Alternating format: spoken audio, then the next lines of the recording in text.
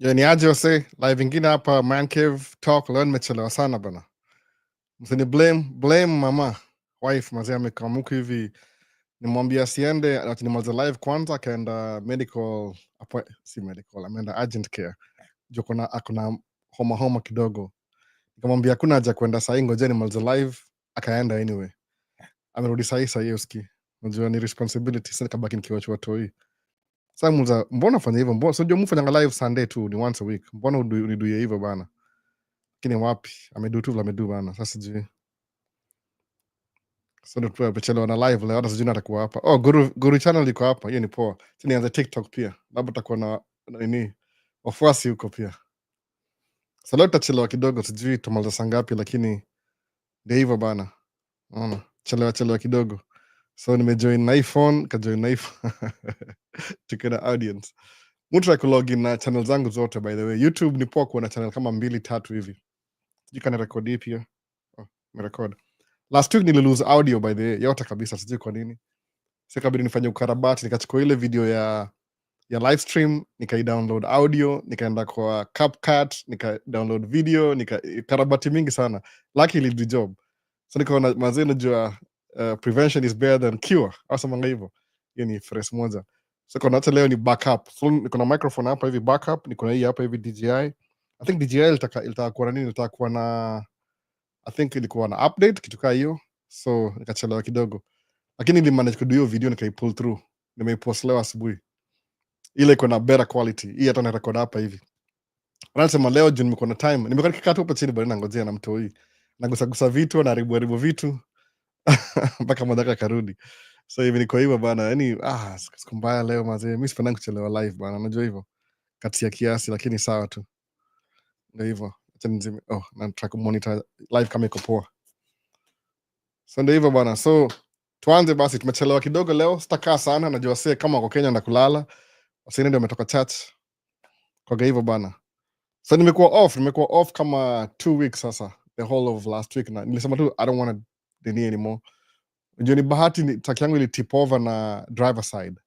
Zuri driver side hauna ile whiplash juu ilianguka tu mali nilikuwa. Ilienda tu hivi kanguka hivi chini, nikajipata nimelala hivi chini kwa track. So sikuwa na anything ili move juu ndikuwa ile pivot point. Sasa mangaje? Kauna drive track ni poa tip over kwa side ya driver. Inakaa weird but ni poa hivyo. Kwa nini? Because side ya driver ile movement ile from kama 90 degrees hivi, 45 na hivi, hakuna whiplash. Ikitip over na passenger side inakuwa mbaya. Kwa nini? Juu inakutupa, ina shake mwili. Unaona, utatupwa hivi, utakuwa na ile whiplash, ile after effect. So ile track yangu ile tip over, sikuwa na any injuries, sijasikia anything different. So take 2 weeks off. Nimeifix, iko almost good to go, but kitu kama one more issue, alafu dump truck iko poa, ni ile tu ile bump inafaa ikuwe repaired, na nimekuwa tu na repair by the way. Nisema tu acha nichukue 2 weeks off. Atafanyangi job 5 days a week anyway, so fanya kama 3 days to 4 days. So kaambia wacha tu let me deal with my stuff peke yangu. So the last 2 weeks nimekuwa kideal na truck, ziko almost done, nangojea part moja from Canada hope imekam this week, dump truck. Lakini next week niko available kudu job tena, so ndakuwa back in action next week. Alafu pia nini nyingine, maybe direct pia. So hiyo ndio update ya life yangu. Nimekuwa off 2 weeks. Okay, na sija reply anything, sija do anything. Hata nimedu vitu mob sana by the way. Mudu vitu mob sana. Nimefanya video zile nda postia baadaye, zile za kuedit kidogo. Kuna video moja ya kuedit. Kuna best yangu mmoja napata tu briefing hivi kidogo before tuanze. Wasa wakijoin. Anaweza appreciate like video by the way. Acha pia mimi like video hapa. Like video bana, kama una watch. Like video itakuwa poa hivyo. Like video itakuwa poa. Tumechelewa sana leo, sijui kama sasa utapatikana, lakini sawa tu. Ile tu few ile.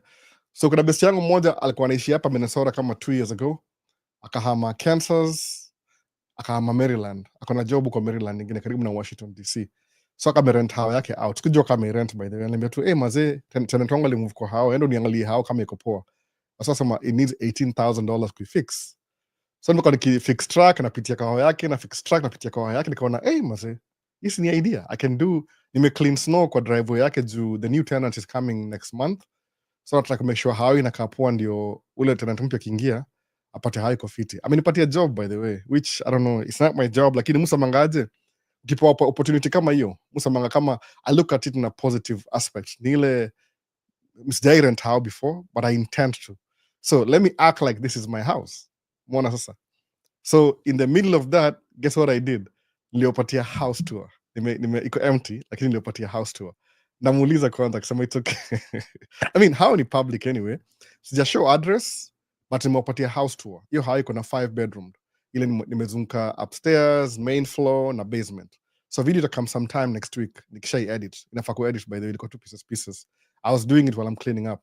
Alafu nienda huko hivyo tena next week ni clean up vitu fulani hivi. Ule tena nitaliwacha vitu kama kuna some things I need to throw away. Umeona?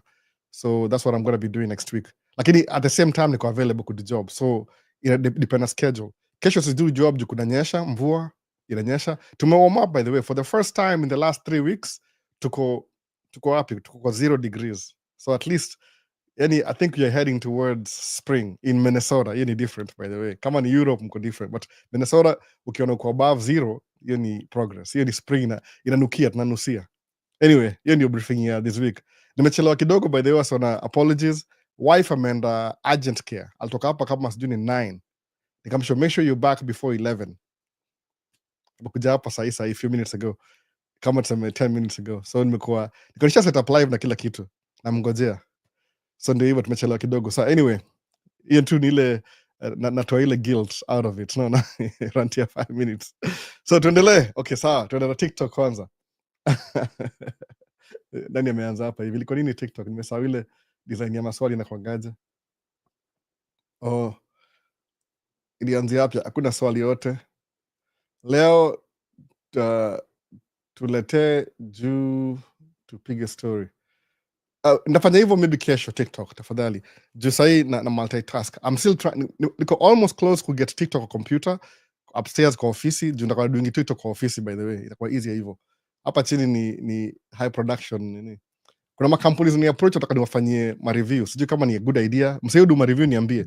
Is it legit kufanyia wasema review ama nini? Sijui wananiambia nikao mwacheze video zangu za nini, video zangu za itwaje? Za kama review or I should do a review for their products. Sijui kama ni kitu. Wanalipa hata sijui. Anyway, niambie mseka anajua YouTube, niambie kama ni idea poa kufanyia wasema nini. Nimekuwa lenga the whole year. So tena ameniambia, can you please consider our microphones? Sasa sema hivi, either nipatie hizo ma reviews, ukinipatia hizo ma equipment nichukue, alafu niwapatie. Itakuwa easy hivyo, sijui. Nimethink hivyo. Wait a minute, naweza kubali hizi vitu, kama kuna microphone moja wireless, nikubali wanitumie, kama si scam, alafu nipatiane pia mimi. Itakuwa poa hivyo kama ni good product. So tuendelee, tuanzie hapi. YouTube, tuende step by step. Oh man, nimeenda too long, 5 minutes. So follow for followers. Boss, hiyo video umeweka ya 3 minutes is on another level. You're going to blow. Oh, I didn't need drone too by the way. Kuna more videos by the way. Hiyo ile snippet. Nisema tu I was so excited that the thing worked for me. Kisema acha ni post alafu ndio ninakaaje. Drone ikinifuata. Nenda kwa Frozen Lake. Nitwa Pella Lake. Mwenda kwa lake zote by the way. Kuna so many lakes hapa hivi. Ni kama ni national park, nisahau nini nitongaje. St. Paul Park something. Okay, anyway. Can't wait to watch video ya hiyo drone. Wonderful views. Encourage your viewers to share your live and invite more friends. Nafanya hivyo vipi albo poa. So nimemaliza hapa hivi up to date. You're so consistent. Do a review, it's business. Timing ndio mbaya. Unajua mimi I'm not a full time, musema hivyo kama excuse. Mimi si full time YouTuber, more gonna drive truck. And truck pays me really good. Truck yangu ni 120 an hour. So I mean, maybe it's more work, ni kama nda sacrifice. Sijui future social media uenda hivi ina rise alafu ina drop. So kama uko social media umehit ile peak, hiyo pesa usitumie vibaya, invest in something else that itakupatia income more and more. Usiwahi sema ati let me live the lifestyle. Hiyo ni temporary. Social media ni kama gazeti, ni kama music, ina rise alafu ina fall. So okay, tuendelee saa YouTube sasa. Yana nani? Maswali zimekuwa. Kwani wasema mkamka melala ama nini? Guru Visuals, Guru's channel, hello. Kuna Josiah Nzio kesema niaje albo, niko hapa kabisa. Karibu bwana, karibu. Kumbe mkamnangojea bwana. Kajua wasema ameshalala already. So kuna Mugo Zak, hello Albo. Nani mwingine hapa? Kuna Jambo from Nairobi. Favorite Paul asema nini? Asema hello Mr. Albo, leo karibu to doze. Yeah, nimesema hivyo. Hata nimeambia wife mazi, do you know how many people you're messing up? Unajua watu ngapi una mess up? Juu ni kitu ile itawa ni kamkunji. Tuna meet hapa hivi tunaongea. Ametry kucreate. Unajua mademu wataka ku accept liability. Ati for man. Like it's a big deal. Oh man. Naambia okay, wewe sema tu hivyo sawa tu. Si unanishow, unajua mwaga tu very simple. Tit for tat. Tit for tat. No. Anyway. Sipatie wasi ideas. I'm just kidding. I'm not kidding. Lazima ata pay back for your time. Ameniwestia. Stay pata hiyo time tena. Never stop this talk bro. It's so inspiring na huwezi jua through it. Nilijenga interest na states as soon nikakuwa karibu nawe. Sasa ndaendelea hivyo hivyo, ndaendelea. Mupenda hivi, hii ni kama my kamkunji. Uko na tracks ngapi and how do you manage them? Niko na mbili, aitwa nani? Acrobat, niko na track tatu actually all together. Moja iko na under my wife's name, alafu mbili ziko under my company name. So mu drive moja, alafu naeka dereva moja. I have to drive kwa sababu if I don't drive nda lose ile income ya driver. I'll be sharing my income. So because I'm still building my business, lazima ni drive. Alafu Acrobat, bala kuniuliza hii swali, enda tu angalia ma video zangu. Kama TikTok hakuna video mob sana juu I'm still trying to understand TikTok. Nimepost video moja wame shut down audio na hiyo audio ni yangu. Unaona? So vipi Anko ni Einstein. Einstein vipi bana? Na kuona hapa hivi. Unafaa kuwa hapa by the way, Einstein. What happened to our deal? Einstein ni godson wangu hapa hivi kwa TikTok. Inafaa kuwa hapa sahi. I don't know. What happened Einstein? Tuliongea hizi story tukamaliza. Hebu niambie nini ilifanyika na meeting yetu. Ngoja hapa sana Einstein. Einstein ni mimi naitwa Albert yetu Einstein. So akizaliwa niko Kenya bado before nikuje. I think nimekaa hapa officially nimekaa States 18 years. Officially 18 years. So mtu alizaliwa kama atoka Kenya ashakuwa 18 ako legal sahi. Einstein kumaliza shule gani bana? Shule gani? Nakuja the school of hard knocks hapa hivi. Lakini najua lazima maliza form 4 basi alafu kuja masters ama vipi? Waambie madhe, najua madhe ndiye amekufunga down ama mbuyu pia sijui wote wawili.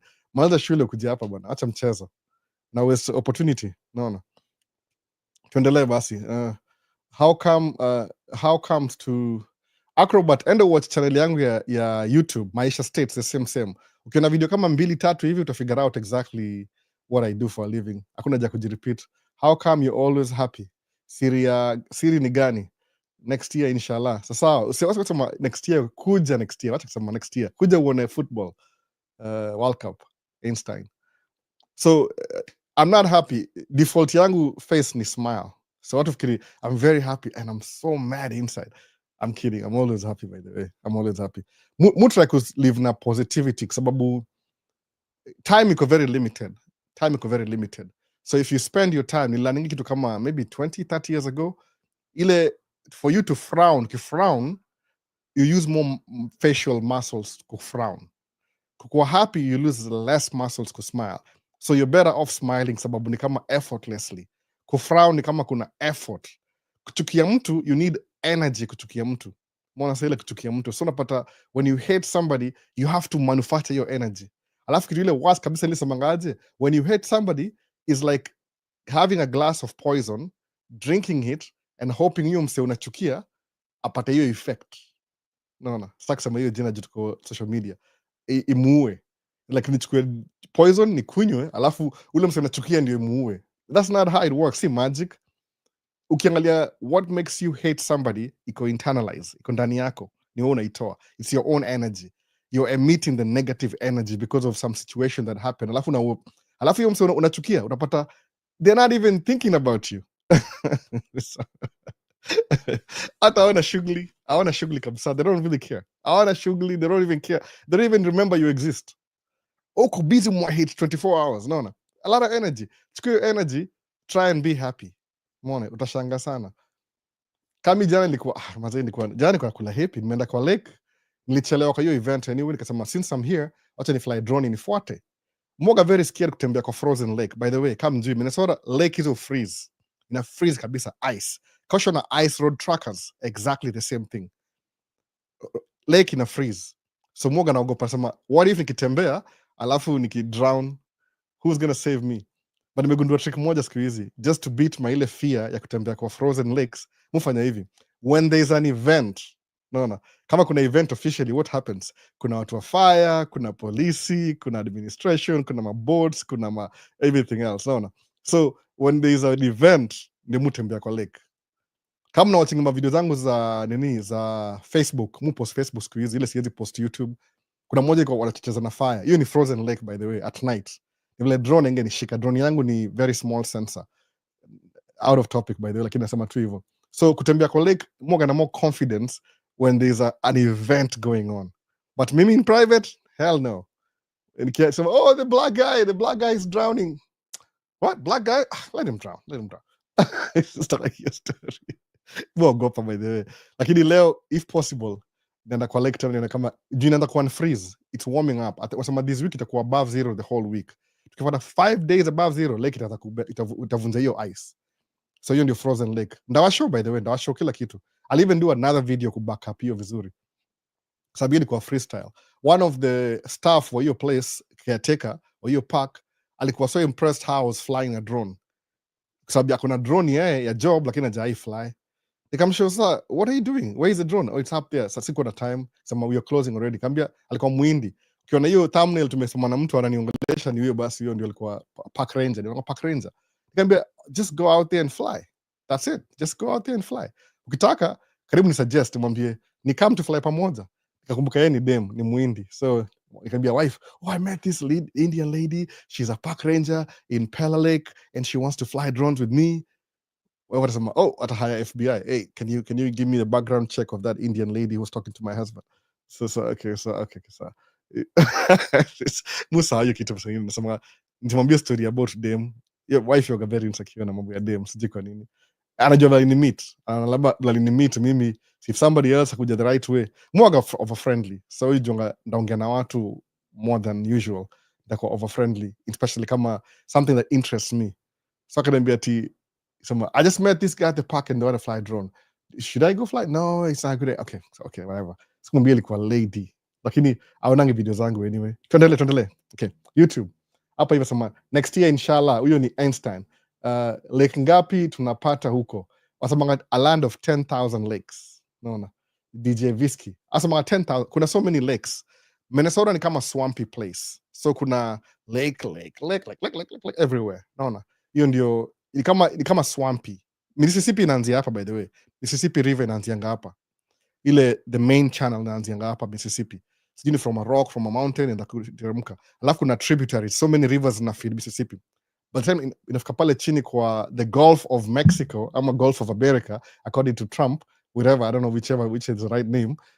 Kwa the Gulf ikiingia kwa tributary ikienda kujoin kwa the Gulf of America ama Mexico, whatever the name is, new name, inakuwa ishakuja tributaries mingi sana ina flow. So Mississippi inaanzia hapa, Minnesota iko very swampy. Alafu tunaingia karibu na Canada hivi. Angalia map uone, sijui, I don't know how, si geography hii nataka kuongea tu top of my head. Anyway, ndio hiyo sasa. So in the winter so below zero, especially January, below zero. So all the lakes freeze, by the way. As it freeze all the way, I mean, ni kama kuna a chunk of it, maybe about some 6 inches may freeze, but kuna maji kwa hapa chini bado. Kuna ile maji, I freezing all the way. Hata Mississippi, ime freeze juu, lakini chini bado maji na flow. Kwa nini? Ile chunk ina freeze ni ya juu tu, lakini chini bado maji na flow. So kuna fish. So kuna ice fishing. Unatoboa shimo, alafu una fish hapo chini. Ndio fish zinaona, sasa tuko safe, hatuwezi lemewa, hakuna manini. So wanakam na share story yote, I think. Ice fishing iko wako na 3 more weeks before to use my equipment. Ndio explainia tu kila kitu. Those are the things I should be doing anyway. Maisha States. Tuendelee basi. Zile, I mean Lake gani we meet? Oh, DJ Visky. Kwa hapa. Hii jina na lake mingi sana by the way. Mimi naishi karibu na Cedar Lake iko hapa karibu. Kuna lake mingi sana. Naona mimi naishi karibu na Cedar Lake. Cedar Lake ndio closest to home, kama maybe 5-10 minutes away. Umeona? Leo utakam leo DJ Visky. Leo uko fiti? I might, siko sure, but nipigie, tafuta hiyo namba tuende na wewe. Tufoto na drone. Tuende kwa hiyo lake ya Cedar Lake. Unaona? Sawa, tuma tu message kwanza. Mse najua labda DJ Whisky. Nani huyo DJ Whisky bana? So Hadubini TV, vipi Albo? Hope uko poa. Niko poa. YouTube sasa hapa hivi. Praise David, hello Albo. Ndio kuingia. Karibu bana Praise David. So kuna Edward Kamau, Albo, I hope you're okay, especially your story ya track yako ni it's 10:43 p.m. huku Kanairo. But thanks heaven you are okay. Ilikuwa kama couple ilidunda tu juu ya ile mzigo ili freeze kwa box. I was okay, honestly. Sina, I don't have any pains, nothing. Ila kama slow motion ikadunda juu ilikuwa ile ice ilikuwa mzito, weight iko side moja. Nikasikia vibaya sana by the way, sababu unajua hii ni side dump off season, so imagine my track tips over off season.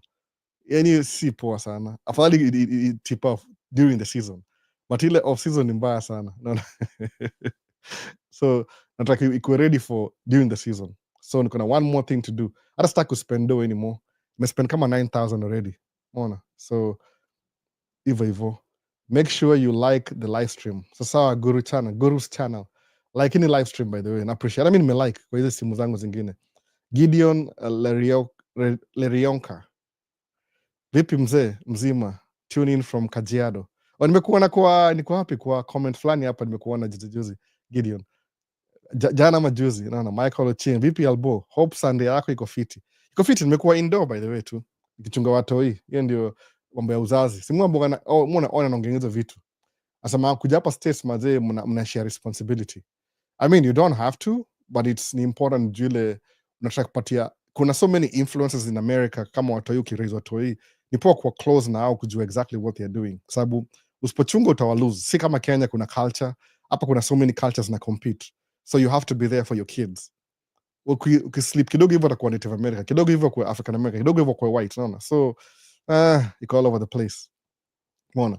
So Michael Ochieng, vipi Albo, hope Sunday yako iko fiti. Niko fiti. Nimerepeat already. So kuna Willicent tapping in from Ruaka. Willicent Wanjiro, nakuona. Willicent anasema akiona video zangu yoga more inspired kuja States. Masi kujeni bana, kuja mmekdo. Sikudanganyi. Yani I don't know how to say it. Which sina words, I'm kind of lack of words. Lack of opportunity. Follow mali opportunity iko alafu ugrow. Unajua you are responsible for your life. Ukisema nangojea mpaka sijui economy ya Kenya ikuwe poa, sijui nini ifanyike, the stars align, Anunnaki God akuje, it's a waste of time. Kuwa in terms of success, nasema hivi, bold nisema hivi, kama niko wrong. When it comes to your personal success, it's your personal responsibility. Kuwa selfish na hiyo story. I'm telling you, the worst thing is that in life ni ile regret. Useme, I wish I did this. Rale mudu vitu, mwaga na do vitu, nasamangaje, sijui niseme gani, which is the best expression. Yani, kama seme, I don't know how to use a camera. Nanunua camera kwanza, nikishanunua camera, alafu ndio ndasema hivi. Nanunua camera kwanza, then you learn how to use it. Kama I don't know what I'm doing. Nanunua kwanza, alafu ni learn how to use. Kwa nini? Mwana kama selfishly, if I want something, I don't want to leave nikuwa old, nikuwa na regret. Haitakuwa poa, unaona. Oh, DJ Visi nimekuona DJ Viki, nakuona, nakujua, kumbe ni wewe. Sawa, I'm looking forward to it. Utatoka Champlin all the way, sijui kwa wapi siku hizi, but anyway, ndakwambia. So mazee, utakuwa hivyo ile, yani kuwa selfish kwa your goal. Extremely selfish. Si ile selfish mbaya, ile kuwa, yani sema, I don't want to live life yangu na regret kabisa. Mwaga ni kama niko very bold in your story. So, mwaga a little bit subtle because I have kids sometimes, but if I want to go all the way out, imagine kama sasa nimekuwa 2 weeks off, how many videos nimemake za outdoor? Think about that. Nimemake videos za outdoor kwa sababu my time, kwa sababu nikienda job mwamka 4 asubuhi na naenda 5 hivi naenda kuprepare for something, 5 naenda kuprepare, by 5:45 ama 5:30 natoka kwa hao, nafika kwa track by 6, naenda kwenda job kuanzia 6 hivi mpaka 7 juu kuna traffic. Uchelewa kwenda kwa job because watu wanaenda job 6 to 7, utachelewa juu ya inakuwa trip ya 20 minutes na kuwa half an hour juu ya traffic. So mtu kwa 6 alafu na make sure nimeingia before 7. By 7 nimekaa hivi nangojea job. Hata kama inaanza 7:30. Kwa nini? Sometimes uchelewa. Kama ni karibu, it depends ni wapi. Kama ni Ocha, hiyo si mindingi, kuna traffic. Alafu na do job the whole day mpaka jioni. Toka jioni nimeisha deadly.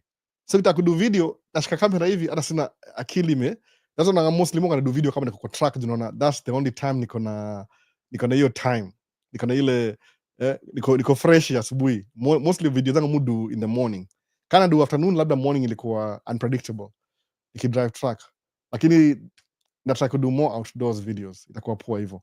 Kama sasa nimebuy kamera kadhaa na try out. Kuna DJI nitumia jana, by the way, ilikuwa poa. So vitu zinakaa poa tu yani. Tapping in from Rocker. So kuwa selfish na goal yako, naongea Wilson Wanjiro. Alisema na feel kama mazi kuja tu, naona kuja. Alafu usikuja hapa alafu usahau ku caught up. Umeona? Kuwa hivyo hivyo. Vincent ni aje? Ndio kuingia. Ushapata jina channel? Hata sijui. Sema anataka kutafuta jina channel. Favored Paul. Kwa video ya Edwin Sifuna ulibonga story ya msee akiretire arudi kuishi apartment but hukuimaliza. Would like ueleze poa. Apartment ni hivi. Okay, kuna hao. Kama sasa hiyo for the Paul, kuna hao ndafanya review next week hivi maybe. Namuuliza kwanza, can I post a video about your house? Akisema sawa, nda post. Ama anaweza post bila kumuuliza. Akisema ndo bwana nda post bado. Anyway, nili walk around hiyo hao. Aliambia nimclean, hata nafaa kwenda huko ni clean tena. Ilikuwa mupenda ku clean snow because nipatia workout. Unajua nimesahau watch yangu leo, ile watch ya Apple Watch. Niko na mtoi nilitoa, hiyo vuta. So ni hivi. Nikikuwa kama anything physical na tend towards kabu from January, from last year mpaka sasa nimegain kama 15 pounds. Kwa nini? Job ya usiku, silali poa. So niko messed up, sijakuwa stabilized. But usingizi imekuwa poa, by the way. Usingizi imekuwa poa. Siku hizi mwingi ya 10 na lala na amka 6. So usingizi imeanza kuregulate, but at least usingizi imekuwa poa. Ni ile tu sija manage schedule yangu kukula, bado imeko all over the place. But ni hivi, ukianza life unaanza na apartment. Kwa nini ni cheaper? Apartment ni cheaper. Sababu apartment ni hivi, you pay one rent, sometimes hata kulipia maji. Mara mingi unapata kwa apartment, naweza show sample. Kuna everything ndani ya apartment, by the way. The only thing ukiingia kama kitchen iko na microwave, iko na oven, iko na fridge. If you want, you can buy your own. But mostly zaka means self-equipped na kila kitu. Bathtub, kila kitu. Yani hawa iko almost complete. The only thing you move in ni bed yako na furniture. Lakini kitchen, everything, most of the time, everything iko in place. Uko na oven, uko na burner, uko na microwave, uko na dishwasher na fridge. 4, 1, 2, 3, 4. Zote appliances ziko already uko being built. Una counter, hata sometimes kuna ile kama island hivi, ile ya kuserve dish go through. So life ni easier kwa apartment. Unafungua mlango hivi unaingia ndani. Ni kama turnkey, unaingia ndani umaliza story kuisha hivyo apartment. How? By the way, how? Kama hapa kwetu hapa hivi.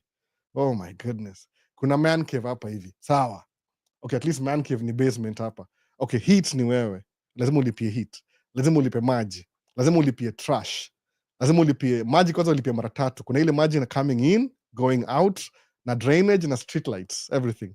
No, na mulipia mpaka street lights, by the way, za neighborhood, kwa sababu ni city inalipa hiyo bill. Tuna spread around hiyo bill ya security usiku. So the house has more responsibility. Kama sasa kuna mti mmoja kwa hapa nje ilikuwa nataka kugrow leaves hivi. Nikaenda Home Depot nikarent ile itongaje chainsaw. Kakata hiyo miti, kaona why am I renting a chainsaw?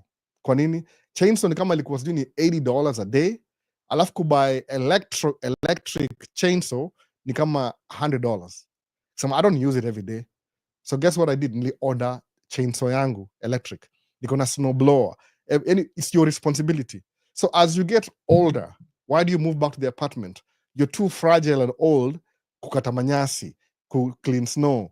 So you can't do that anymore. So watu wazee wakiretire, already back to apartment tena. Kwa nini? Life inakuwa simple. Everything is taken care of. Ndio hizi ma home care. Home care ni kama unapata mtu anaishi kwa hao yake, alafu unamuassist, assisted living. Sawa, hiyo ndio home care. That's why nursing iko number 1 America. Kwa sababu nini? Hao baby boomers wengi, mamillionaires wameretire, they need somebody to take care of them. Job number 1 America ni hiyo home care. Kwa nini? Kuna so many old people, baby boomers 1960 after Second World War, they used to have 9, 10 kids. Wamekuwa old at the same time, they need somebody to take care of them. Masikia Favored Paul. So what happens ni ile they move back to the apartments. So in Minnesota ukibuild apartment, alafu sema ni senior facility, senior living facility, unapata tax breaks for 7 years. So it's incentives. So what developers do, I'll build how wanasema ni senior living for 7 years. After 7 years inakuwa apartment. Kwa nini? Washagain ile tax breaks. They don't pay taxes for 7 years. Kwa nini? Ina encourage wale you're supposed to build more senior living, ndio wale generation ya baby boomers move out of the housing ingie kwa senior living, sababu hao washamaliza life yao, alafu ndio hao watu wa young waingie kwa hizo house zao. Kama hii house yetu ni ya 1990 I think, hiyo ni how many years, 40 years, 30 years hivi. 1990 by the way, hizi house ni mzee sana, utapata house ya 1950 but muga na preference, mupendanga house ya kama 2000 hivi. I know why, nishaziangalia, nishazijua siku hizi. So unapata kuna vitu fulani zile mupenda 1980 ilikuwa rooms zilikuwa ndogo sana. Kuna concept plan moga naye by the way. I've never lived in my ideal house yet, but I'm yet to. Sasa, which state are you? Niko Minnesota, msee wangu, niko Minnesota. Huyu msee aitwa Mdo. So hiyo ndio inamaanisha hivyo. Maybe nakufanyia video, nitumie message alafu nikufanyie video kama ile Edwin Sifuna. Hata sijui kama bado yuko, alipotea, alisuggest kitu alafu akapotea. But anyway, any suggestion ina make sense. If you make my work easier, najamu sahau moga na routine. Hivyo. That's what you do. Senior living, una move kwa apartment, wachana how. House has more responsibilities. Naona, more responsibilities. So the less responsibility you have, the better. Kama umsema zako na how moja 3,300 square feet. Nime clean snow. Nime osha kitchen. Nimeenda basement, nime clean vitu. Kuna panya imekufa, lazima niitupe. Akia nani? Naitupa tu, what do I do? Nimezoea hizo vitu saa zingine. Sometimes kuna panya. Spray pale nje ile, waitwangaje? Hawa insects. Lazima walipe spray around ndio zisiingie, but juu ya winter panya kipenetrate ingia kwa garage hivi isikie hii place kuna joto, haita move, itabaki hapo. Unaona, so lazima uko na hizo mtego somewhere. Mice, unaona, mice infested house. Kuna moja iko na mice. Acha tuendelee. Guru Visuals, Vincent ni aje? Wanasalimiana hapa sasa, acha tuache nao sasa kisalimiana. Wanajiona amkudu video poa Vincent na Guru Visuals. Enda mdu video tena. Unaona, hata kudu video, acha kuogopa. Unaona. So kuna it's Ann Mwaura. Karibu sikia Ann Marwa. Marwa from Nyabohanse village. Nimeona hizo story sana. Kuna waseme kwa YouTube huko sana. Greetings to the host and all. Karibu sana Ann Mwaura. Karibu sana. Thanks Guru for the invite. Oh, karibu. Umebringiwa na Guru. Karibu sana bana. So Ita asemaje? Siku hizi liangi na huku US. Yuku US nani? Si alikipata mtoi. Msee, kama wewe ni myanga una mtoi, the moment unakuwa na mtoi hivi, responsibilities zina increase. Nafikiri mbona mimi sikuwa full time YouTuber. But I used to do more videos kwa single. Hata before nikianza hii channel in the beginning, January, niko na 2 kids in my house and 1 daughter, niko 3 kids. By couple of months in between, mtoi mmoja kazaliwa newborn. So labda nili slow down na video. Nili slow down. Kwa nini? Ni it's responsibility. Sababu when my wife is doing something, lazima nimsaidie na hivi. When maybe the kids need to go to school, na drop, yana baki home. Inakuwa more responsibility. Kwa na mtoi kuna vile life ina change kidogo. Na hiyo ni 20 years sentence. Hakuna ubaya by the way. Have kids. Ni so much fun. It's a love-hate relationship. But ni poa kwa na watu una take care of. Mimi sijui kwa nini. There's a feeling, siwezi explain, hakuna words. Having kids kuna tu something inakwambia tu una feel kama you're procreating. Yani kuna continuation kwa life yako. Woodworks aspiration. Fanya review. Don't leave cash on the table. Kama ni ukweli, I don't want them to send all these things in my house, alafu sisi to me. I have too much stuff anyway. Saidi kwa show, kuna vitu mob sana by the way hapa hivi. Kama mjui, describe already. Kama sasa angalia kuna microphone hapa, kuna treadmill hapa nyuma nafaa kuimove and ile side ndio get my steps. I've never done it. Nimesema hivyo 3 weeks day move paka sasa hii. Haya. Kuna meza hapa, hii ni temporary. Kuna couch hapa, kuna tripod 2, 3 plus ile, speaker 2 ziko pale, kuna mixer moja iko man. We have too much stuff anyway. Alafu mtu mpatia staff ni my sister-in-law. Kama na trailer alafu nampatia vitu. Naambia go sell them at Facebook Marketplace. Ni mpya by the way. Kuna bed 2 pale, kuna mattress hapa ya watoi. Watoi walikuwa naishi wanalala separately, ile twin bed, hizi bed za kawaida ndogo. Alafu tukaona tu acha tuweke tu king size. So siku hizi tulinunua king size mattress au lala pamoja. Juu wamezoea kulala pamoja anyway. Ni tangu wazaliwe ile we always put them together. So kwa separately kwa shida pata mmoja karibu wa rollover, kuna whatever. Watoi wetu mtu yake kizaliwa hivi yule la kwa bed yetu mpaka afike 3-4 year old. Tunalala naye. Ile in case yani kuna something skia about mtoi akuwa na yani kulala na mtoi kwa bed kama ni newborn mpaka 4 they don't wet the bed. Au watoi wana wet bed wakifeel insecure. Sijui kama unajua hiyo theory by the way. Ile mwana daktari mmoja kitambo alisema if you sleep with your kids kwa bed ile main bed utapata our wet bed, but that is true, my kids don't wet the bed hata kwa toi, ile by accident tu, labda ilikuwa by accident. Unapata ile when the kid is scared usiku, akiamka ageuke hivi, buda iko hapa, geuka hivi, mother iko hapa. So feel niko na secure, akilia na comfort, anazoea ile, anakuwa na ile confidence. So watu wangu wameweza kulala pamoja pia, ile somebody lazima mtu ako karibu na yeye ndiye asikie poa, so msamanga tu anyway, ni poa. So kana watu wetu kama huyu mdogo newborn mpaka afike 3-4 hivi ndio labda tutamhamisha. So that being said, subangi bed king size, no. Bed ni kubwa, lakini somehow I don't even know how they try and kick me out of the bed. Sijui kwa nini wife analanga katikati mtoi. Sasa kama sema where am I supposed to sleep? Alafu kuna bedroom moja ya mtoi iko na king size queen size bed. Hiyo si place yangu, hakuna charger ya simu, yani hakuna vitu zangu hapo, so mu feel kama niko out of place. But anyway, ndio hivyo. So ndadu review kama ni kitu, if it's too much stuff ndakataa, but ndadu review. Kuna microphone, kuna vitu mob sana. Hizi makampuni za China au wana make vitu mob, they need some American connection, I think so. Sijui ama labda watch video yangu kona, it's something I can do kama representative. Pay me enough, ndadu hizo vitu zote, ndaacha kudu tracking. Siwezi acha tracking kweli best. Naona Kiprop albo vipi? Niko poa. Umeongeza weight? Nimeongeza weight bana, kama 15 pounds. Naona niko job ya usiku, sijalala, skuli poa, schedule yangu iko all over the place, but naweza lose 7 in 1 week. I know how to do that. Niambie, ndakwambia by next week hivi labda nakasha punguza kama 7. Nimekuwa na usingizi, job ya usiku mimi nikatia vibaya sana, najuaga hivyo. Mimi niko very prone, nikikuwa off kidogo hivi ndaongeza weight juu si exercise vizuri, si kuli vizuri, si lali vizuri, so ile itongaje cortisol ina increase, so nakuwa kama niko a little bit stressed up, niko bloated all the time. Naona sikunywi maji on time, inakunywa, yani schedule yangu nimeregulate kidogo by the way, but inakuwa very fast. Naweza ongeza 20 pounds in 2 weeks, nikikuwa tu ile niko off the record, nikikuwa tu off na kwa 20 boop, nikitulia nikuwe less stress, ndarudi kama 20 pounds tena. Unaona, sikuwa najua hivyo before by the way, that was my issue, niko nakuwa over stressed up. Alafu pia ile dish siku hizi sikulangi vitu everything mkula natakuban up, unaona. So Maisha states, Jared Kimeli, kazi safi. Shukran bwana, shukran. Mimi sijui kama tuna kazi safi, ukiniambia hivyo ni kama feedback na enjoy, naona kama we're on the right track, mbona kama tu we're just having a conversation with my friends. Bantex hapo, happy to be here as always. Sawa, weka sana, leo ni usiku by the way, tunakata na comments. Guru Visuals, welcome Ann. Wewe ndio umemtuma Ann kuja hapa hivi, karibu bwana. So Chris Gidinji, hiyo drone yako ni dongapi? Ni moto sana, nice view manze. Chris, sijui ni how much exactly, nilibuy kitambo sana 2 years ago. Ni DJI Mini 3 Pro. Ni ile au update my software after some time, wana update my software. So nikibuy kwa na hiyo feature sana, alafu sijui 2-3 updates ikakuwa na hiyo feature. Ile ni kama unaifly unaweka mahali, alafu lazima ikuwe clear, yani usikuwe na miti ama, kwa sababu hiyo drone yangu iko na sensor mbele, nyuma na chini, haina sensor juu na sides. So when I'm flying it lazima nikuwe careful juu hizi branches za mti zile hazina leaves, haitaona hiyo, haita detect hiyo, ita crash. So kile mudu ni ile, you have to be clear. The reason why I did it yesterday, ilikuwa yesterday by the way, nilikuwa naenda kwa event moja inaitwa, ilikuwa ya Native Americans hivi kwa Frozen Lake.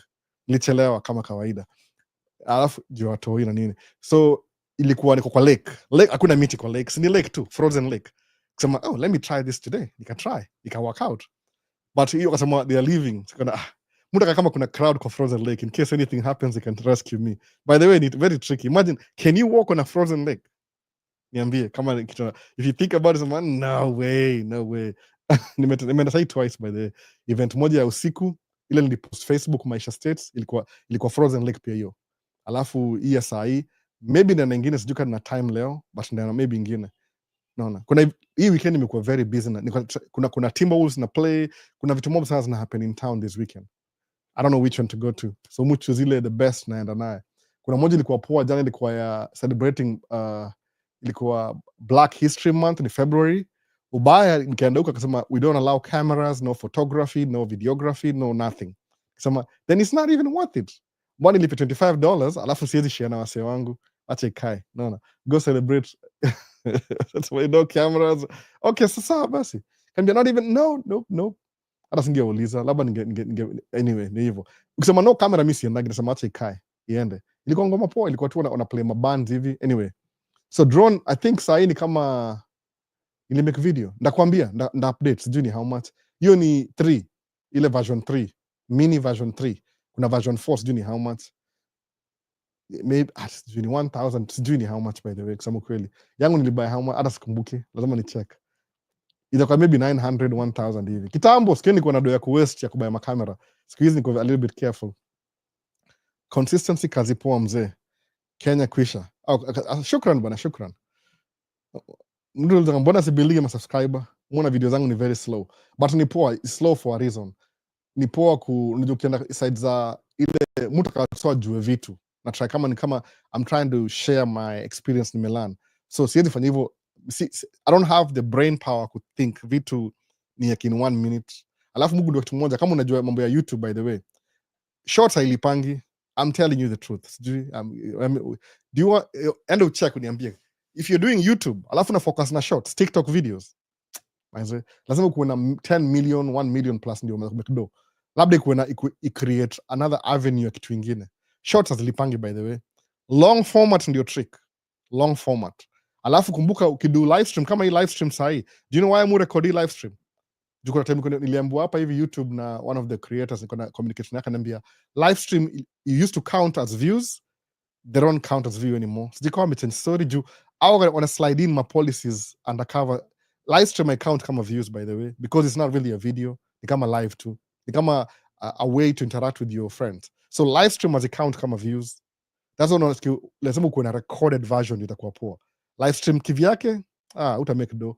Angalia hizi vitu by the way ujue. Don't pretend that unashinda mbona wasi kuna vitu, kuna nuances. Mbona sasa? So kama mimi na record live, ndaipost tena. I won't get views but later on ita count kama views za live stream. Kwa nini? Iko more clear. Sema hivi people are complaining how come we are editing videos na spend so much resources to make video ndi kuwe 4K quality. People are just doing lives for 24 hours alafu they're getting more views than us. So ikasema aje, if you keep doing this YouTube utakilile creativity waseo gonna invest na ile quality ya camera na kila kitu. So akasema from now on live I count, it doesn't count as views. So live ni kumeet watu, kuinteract. But if you want, record your live too alafu you post baadaye, labda either in short vitu hivi katakata ama the whole thing again. Mu record live yangu juu in the future ndaka mkuikatakata baadaye when I get time. Sahi bado niko in between things. I'm trying to grow my business. Si feel comfortable bado. I think the wife are doing a job, imenikatia sana hiyo story. Naona vile chapa inanitoka kila siku. Naona I'm paying for more na hiyo, it's not coming in fast enough the way it used to. Juu watoto kashaingia shule, tukaanza tena from scratch. Sasa amekaa home doing a job. Kama leo mazee anaenda appointment kwa daktari ile time ufanyanga live. Imagine tu yani hiyo madharau. Anyway, tuendelee tu. Naona ni unfair. Life is so unfair. So good visuals. Like lives mazee. Sasa like hii video. Tap to like alafu sahau, itakuwa poa, itasaidia kwa engagement. Happy by default. Niko happy by so, don't let it fool you. Ni smiley face in the default yangu. Naona. I agree, pure waste of energy. Ni kweli kabisa. Don't waste your energy hating anybody. Hata usifikirie. Wacha ingie, effect, alafu fungua masikio hivyo idump. Hate yote itoke. Positivity. But with a little bit of education. Usiende tu useme tu blind positivity, useme tu ile willpower. Yes. Willpower. Ama useme God will repay. Sijui ni Mungu gani yoga na God of payback. Sijui. Anyway, watu sema hizo majina ma cliche. Walisikia kwa pasta fulani. Niaje albo, Zach hapa. Mbona leo live imechelewa? Hivyo nilienda hadi kuwatch some other videos. Zile za kwanza YouTube.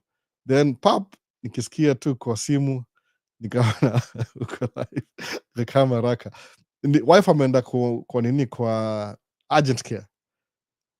Nimwambia hivi, weather ikichange, kama it was below 0, alafu ikuje mpaka 0, kuna weather change hiyo effect wase kama utakuwa na allergies. So mwambia wife very simple, do exercise, kunywa maji. Najua hiyo formula nimekuwa kidu the last 2 years. Askiangi sasa kimbia hosi kuangalia kama kuna problem. Mwambia you don't have a problem, weather may change. It was minus below 0, sub 0, sasa imekuja kwa 0. So meaning weather itakuwa a little bit different. Kulikuwa windy and cold, sasa imekuwa calm.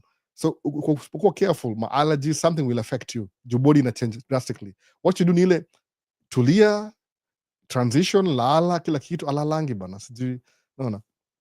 Anyway, siwezi mwambia yeye ni adult, siwezi mwambia what to do, lakini hiyo ni shida yake. So ameamua kwenda live, kwenda hosi. Hakuna kitu ameambiwa, by the way, I'm very sure. But oh, just drink some water, take some rest, whatever. Naona juu homa kama ni homa develop, but alitaka tu piece off maybe. Hata sijui kwa nini, sijui nimedo nini this time. There's always something. Man, I'm addicted to this channel. On Sunday, I can't watch anything else nice than this. Keep on kutuchanua mazee. Zach Ngigi. Nashukuru. Ni ile tunaongea, tuna conversation. Hopefully I'm able to cover time yenyu ya prime time. Unajua ni prime time, by the way, Kenya. Watu wengi watch video yangu ni wa Kenya, so ndio mupatia first priority. Wale wa Kenya wako kama Sunday, even only recommend fanya from 11 to 2 or something. Umeona? Types zipi za gari ukishow up na BLK guys, mzungu anakuheshimu. Si ati kama kuna German cars. Najua German ni foreign, by the way. German ni foreign hapa. BMW, Mercedes, nini ingine? BMW, Audi. Nini mbaya na Audi? BMW, Mercedes, Audi. Hizo ni gari za. Hata si hivyo. Hata kuwa na Cadillac, Escalade. Alafu kuwa na maybe Ford, Lincoln. Si itongi Ford, itonga Lincoln. Kuna premium ya kila kampuni. Ford yake ni Lincoln. Cadillac ni Chevy. Alafu kuna Nissan ni either Acura. Alafu kuna Infinity ni Honda Infinity. Acura ni Honda, alafu Nissan ni Infinity. Hizo ni premium. Alafu kuna kwa Hyundai, ama ngaje, Hyundai yao ni Genesis. So uko na anything premium, gari inakaa tu premium, unaheshimiwa bana. Unaona, kama say Audi, mtu anajuaga, si ati Audi ni hivi, ni extravagantly expensive. Si kama Mercedes, by the way, na BMW is a little bit lower, but ni yani, if you're driving that car, that means something. Kwa nini? Juu repairs zake, oil change ni 300 minimum. Naona kama uko na Toyota, oil change ni $90, $100, hii ni 300. So they know you're paying more money, meaning hata kama fake it until you make it, uko na gari kaa hiyo, kuna vile tu na show ni status symbol. Mu getting hiyo, unajua nikienda mahali mu getting hiyo nini, hiyo vibe. Msana niangalia kwanza, nimekaa ka ordinary, kama Jack amevaa jeans moja yangu favorite ya black, jacket ngeva black, blue na blue. Color zangu ni, my color ni blue, black, gray. That's it. Sianangi past hiyo. Nikienda yellow tu ni juu ya job. Yellow ni ile tu, I can't help it, ni job. Hata hiyo nataka kuchange juu niambia na mse fulani, ukidu video na hiyo yellow YouTube I push sana. So I'm trying to change it. Kitu moja ile ko a little bit neutral yellow. Ile ni safe kwa job site, but naweza do video naye pia. I'm looking for new shirts. Kama na like do video kwa track, by the way.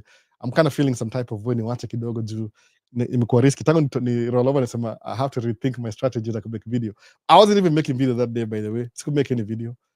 I was thinking about maybe nikienda home kitu kaa hiyo, kwa job moja ilikuwa intense. But gari za heshima, leo unajiwekelea, by the way. Kama sasa hivi niko na drive van kutoka kwa ile broker wetu, nikienda wapi? I was going to home, niko Ocha. Uko place Ocha, of course Ocha ni, kumbuka Minnesota ni percentage ya wazungu ni ngapi? 80% ni white people. Wale wajitanga white, whatever. Hapa Minnesota, it's true, statistics. Look up, angalia what's the population of white people in Minnesota? Majority 80% ni white. So white ndio waga na mashamba. Juini walipewa hizi free. Walipewa free, by the way, DEI. Kaa ujui hivyo mse, kama sama DEI, wazungu hupewa vitu free. Alafu they given opportunity ya investment. That's why kuja states life inakuwa easier. Kwa nini? Opportunities are available. Sikia story. Opportunities iko available. Whatever wanakufundisha pale Kenya na kunyima, hapa ni free, unapewa. So walipewa shamba hapa hivi. So wao wanaishi countryside. So because I was dropping paperwork place ito Delano, nikidrive kuja hivi back to the city's civilization, nikistop kwa gas station, when I get out kufuel gari yangu, guess how many black people were around there? Maybe ni 2 or 3. Ama maybe I was the only one. So mtu akiniona hivi anastuka kwanza, wait a minute, black guy ana drive van. There's supposed to be thugs and criminals. Sababu hivyo ndio ile media portray, kama in the 80s and 90s, you're gonna portray black people as thugs and criminals. Hata my mother-in-law yosamanga hivyo. Kwa nini? Walisikia propaganda ya news. Ilikuwa ilizana nani? Na ule President Nixon. Alafu president moja alipush kabisa ni huyu Ronald Reagan. I used to like Ronald Reagan for just the general Ronald RR. Lakini kuangalia history yake, alikuwa super racist. Super, by the way. Sasa sikuwa najua. Sema, hey, Trump.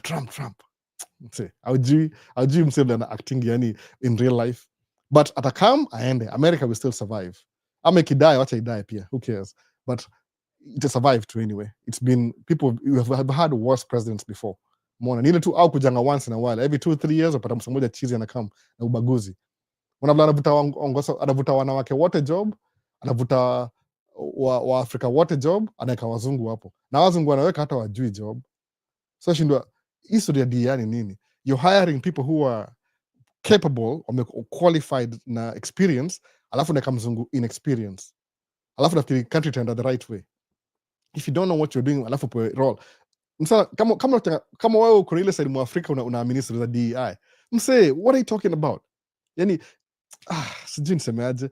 Kuna vile labda ndapost leo nisiribie vile niko na watch sasa nikiedit. Hata ina render sasa as we speak. Kuna sikia, kama kuna Congress lady moja Congress alisema hivi. Alisema hivi very simple, kama naweza mquote. Alisema hivi, my mom couldn't go to school. My mom could not go to school. Naona, my mom could not go to school. Why? She was not allowed to go to school. When Congress sahi present, I went to school because I was able to. Sawa, kwa nini? Walikuwa na rights, walikuwa allowed for the first time kuenda shule. Then because I go to school and I qualify and I get a job, then nyinyi mnakaa mnasemaje? Oh, that must be a DEI hire.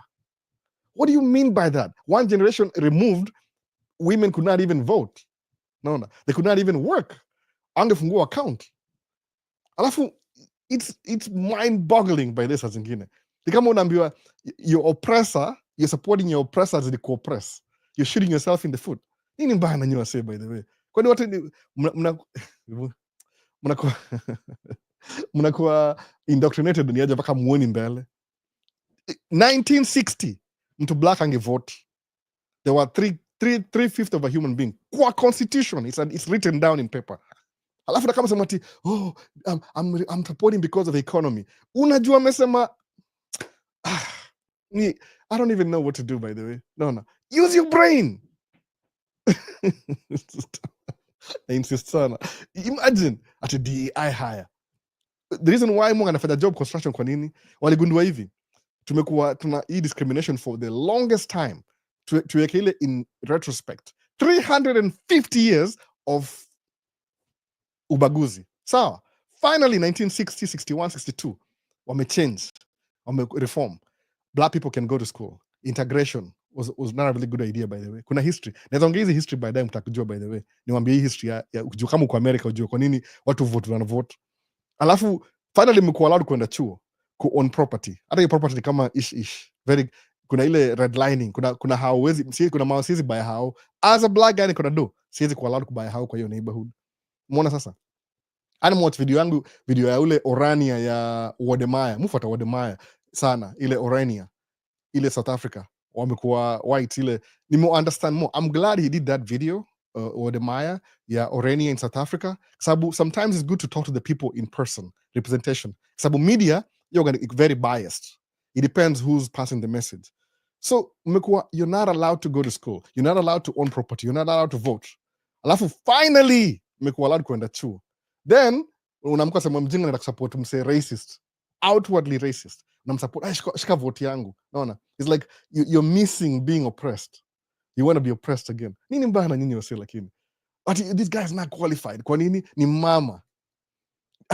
Usually why is she vice president in the first place? Alisoma shule, master's degree.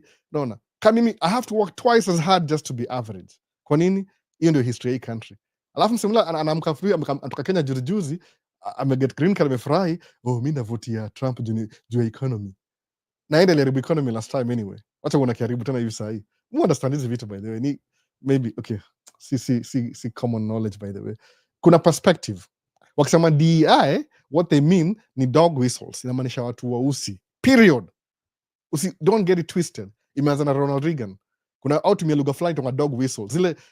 These people know exactly what they're saying, but to be politically correct, wanaka jina label fulani ile inataka kuificha ile iko itongaje. Nimesahau jina, tuendelee tu. Naongea kizungu mingi. Akili yangu nimesoma book mob na Kingoso. So that's why Munga nikisoma kitu lazima nibonge Kingoso ndio ita make sense. Kwa kabisa book nimesoma ni za Kingoso. Sheng ni ile ya mtaani, street language. But nikisoma vitu musoma na Kingoso. So kuna ile anyway, tuendelee tu, tungoje. Na saa hizi Trump amefire general mweusi who is the most qualified na akaweka 3-star generals. Niambie, nani huyu user, hata ana jina user. Niambie kama ni uongo ama ni kweli. What do you think? What do you think it is? Ati ni DEI?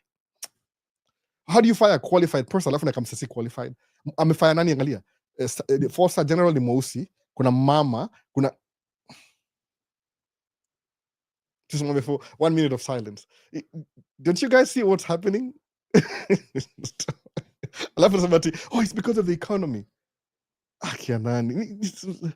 Guys, please. No. Ati kukua woke ni kitu mbaya. What's wrong with being woke, by the way? Niambie kweli kabisa. Wanasema ni dog whistles. Kama umelala, wewe ni maskini. Mbona mudungi Maisha States, by the way? Nawaambia vitu fulani, kuna sema comment ati vitu muongea kwa hii channel, watu wengi haongeangi hizi vitu. It's true. There's a reason. Niko na agenda pia mimi nataka kuamsha, uamke. What's wrong na wewe kuamka? Who doesn't want you to kuamka? Hebu niambie. Nani hataki wewe uamke? Who doesn't want you to kuamka?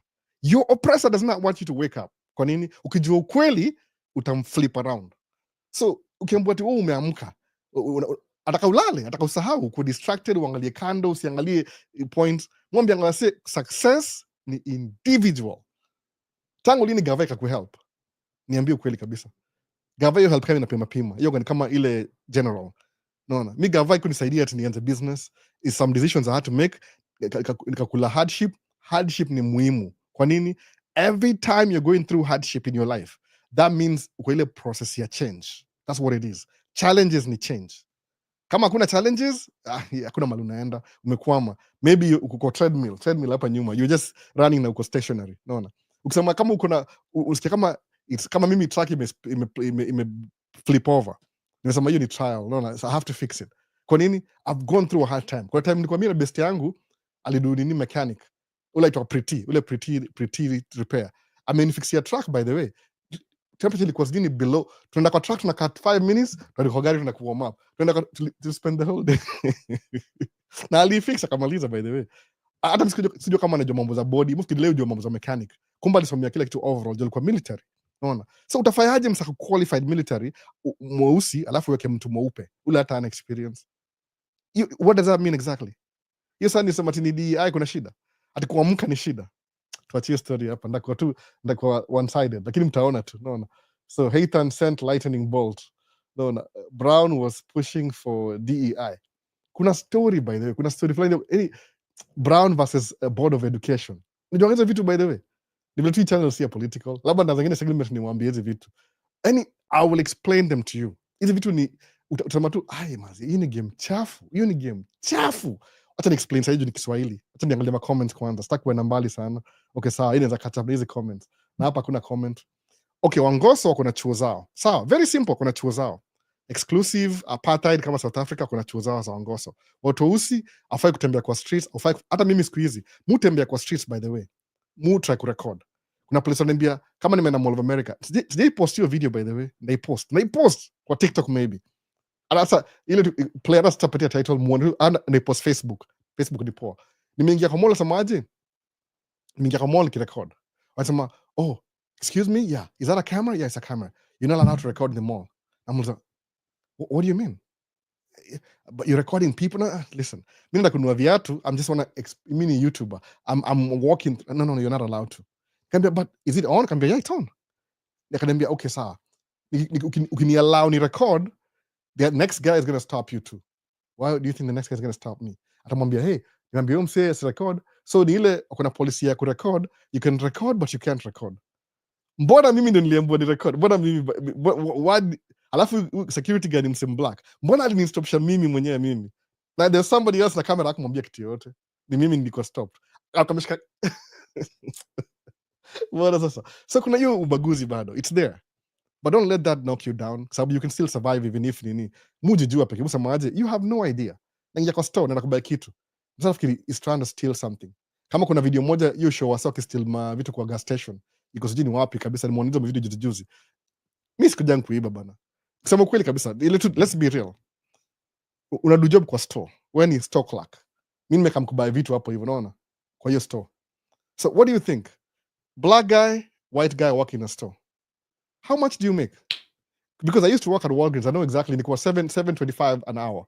By the time I took a Walgreens 2 years, ile we didn't do a show, I was being paid $9.27, I think, $9.50. Increase yangu ilikuwa every 3 months na per quarter. So nilikuwa $9 hivi by the time nikitoka, niko 2 years Walgreens. So if you're making $9 na mulipo 120, nani ndio maskini? Mimi na wewe. Who has more value? So do you think naweza kuwa motivated kununua kitu kuiba kitu ya $5? Kama niko na drive, by the way, I had cash in my car. Sema hivi kwa lights hivi niko na msee akiomba bega akiomba au ase ma homeless. Kaangalia hivi kapata niko na do $5 nikampatia. Kwa nini? Najua huyu msee ni black kama mimi. Hata white muwapatia baadhi. Unasema kama msee ako homeless, si ati there's something wrong na yeye. Kuna something ili go wrong aka end up kwa homeless. Si kupenda kwake. So if I can even buy him dinner ama lunch because I was there, hiyo ni useful kwangu. Hata sasa hivi sina do sana saa hii, lakini mara moja boga na withdraw 100 na kwa gari just in case. Ni vile tu siku ya winter kunanga watu nje, by the way, kunanga watu nje. Sasa ni migration na ice, ni baridi, it's too cold to be outside anyway. Tuendelee anyway. So kuna Brown versus Board of Education. Wase wausi wanangi chuo. Msa muona hivi gava realize hivi. Awase tuna exclude kwa gava. Awase tuna exclude kwa economy. We are losing money. Kwa nini? Suppose women worked and men worked. Income ya US tena juu, whoop, they increase. So what do? Wakapass my laws. Aku pass law because humanitarian grounds. Ati let's make women work. Apana, they wanted more money. Ni capitalism. Sawa. So women are allowed to work sahi. Watu weusi wana vote sahi. Kwa nini? Wanajua also wakiparticipate kwa economy. Kama the biggest reason watu weusi hapa America atu own vitu, si ni consumer, si spend. Mwana, kuna $1 billion industry, we just spend. Mtu mweusi akipata chapa ananunua brand new rims, ananunua Cadillac. Why Cadillac? Cadillac in a story, by the way. Hii ni Black History Month. Cadillac in a story. Hey, na time kweli hata sijui, hata niangalie ma comments yani. We're learning, dude. So Cadillac ni hivi, black people during Lincoln akuwa president was a slave owner, by the way. The only reason why alitaka tu kumanza economy, Emancipation Proclamation, is because alitaka watu weusi participate. But he was a slave owner still, doesn't matter, as a president. Aligundua ile ni economic future. If we have a population, twende wapi? Twende nyuma kidogo. 1860. Kwa sababu ni funny. 1860, 1960. 1860, 1860s. Emancipation Proclamation. Lincoln is president. 1960s. Who's president? Nimesahau jina yake. 1960s nani? Ilikuwa JF Kennedy ama ule aliuliwa. Sijui ni yeye nani. Same thing happened all over again. So imagine kuna story mob sana. Sijui nianzie wapi, by the way. I don't know how to tell you these things. Ni kama video nyingine all full. So imagine amuko allowed kubuy shamba, but you're consumers. Wase wausi ufanyanga nini? At least sisi ni wa Kenya. Mimi ni Mkenya at least. Napata doni tumekenya ni bad. Mtu mweusi hapa ndio kwao. Oh, but they were brought here by shifts. No, that's wrong. There were black people here before the white people came here. Usisahau hivyo, by the way. See, I think everybody black is from Africa. Watu black wako all over the world. Kauja hii ukienda Singapore, uende Australia, kuna Aborigines. Kala yao ni gani? Ukienda India, kuna blacks wako everywhere in the world. Everywhere. Don't get it twisted. Ati ni Africa peke yake. They know that. Ukikuja ukisema ati America, kuna wase black America, before they were called Indians, ikakuwa hao ndio ma NIGGA.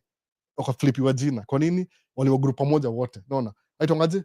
Ile kuna monolithic. Monolithic ni kama one group of every monolithic community. Ni kama mnakuwa na one title nyinyi wote. Hiyo ni uongo. There were several. Kama Kenya. Oh, I'm a Kenyan. Kenya kuna how many tribes? 32 ama 33, sijui 35. So not everybody is Kenyan. Kuna Kikuyu, kuna nini, kuna ma tribes subgroups. See how ni ile monolithic, everybody black from Kenya is just Kenyan. Kuna groups. So if ukienda country moja upate hakuna wase weusi huko hivyo. Why do you think they're not there? Waliuliwa. How do you get somebody's land? How does this land become yours bila kuua mtu?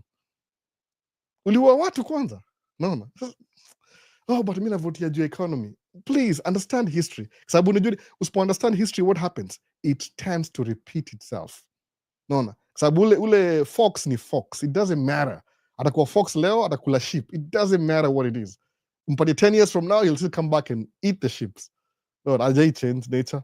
So, man. Tuendele kwaje, acha tustudy more hapa hivi. Mtiagi hizi vitu. So hiyo ndio hapa hivi nini? Hapa hivi 42 tribes, I'm sorry nimesahau. 42. It's 18 years day in Kenya. I'm losing my memory, but I understand you kitu kama Kenya. Why do you think, who owns Kenyan Highlands? Swali, who owns Kenyan Highlands? Watu weupe ama weusi? Nani akona property like Kipia? Guru Visuals. Nani akona property Mount Kenya? Mbona sema atile ati national conservation? Why do you think your land imekuwa titled ya national conservation land? What do you think that is? Kama ni mwerevu. Ati national property. Who owns it? Mtu wa kwanza aliiba akawachia sanu wake. Who owns these things, by the way? Ati Nairobi National Park. Do you know what's under Nairobi National Park in terms of minerals? Niwachie story hapa na kwa shutdown kwa social media. No, you're facing the wrong way. No, Cosmos, adjust your camera. Okay, sawa ni hivi. I'm sorry, niko na camera mbili. I have two cameras, by the way. I keep forgetting. I have a camera there, I have a camera here. Niko YouTube at the same time na TikTok. No, wazungu ndo exactly. Guru Visuals. Hizi ma national parks, si national park. Come on. Ni ile, it's a legal way. No, ile legal way ya kuiba vitu. Mnaipatia label alafu watu wanasahau, they look away. Oh, hii ni Nairobi National Park. Don't worry about it. Please. Utakuwaje una own kitu kwa na own before? Umeona? Kama hiyo Orenia ile nimeona kwa video ya nani. Honestly speaking, I'm sympathetic about those people.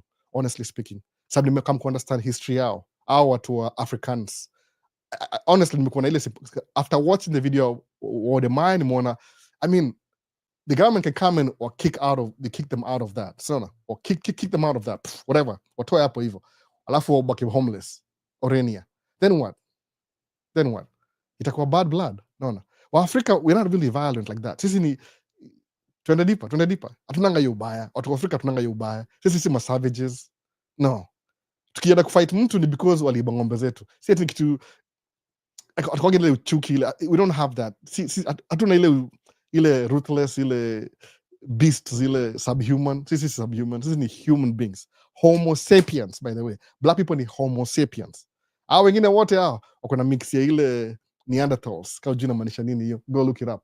Kuna hiyo mix kidogo. Wako na ile instincts za fox na nini. Anyway, si tit for tat sisi. Tuna ile compassion. So msema hivi, watu wa Orenia after ile Wodemaya video, if that's the truth in the ground, wacha wakaeka hiyo land yao or protect.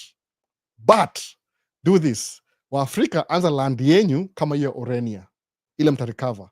Let them do their thing. Sababu whatever they're doing, that's how America is going to develop. Kama mimi naishi hapa Plymouth. No. Plymouth is not even a city. It's a sub-city of Minneapolis.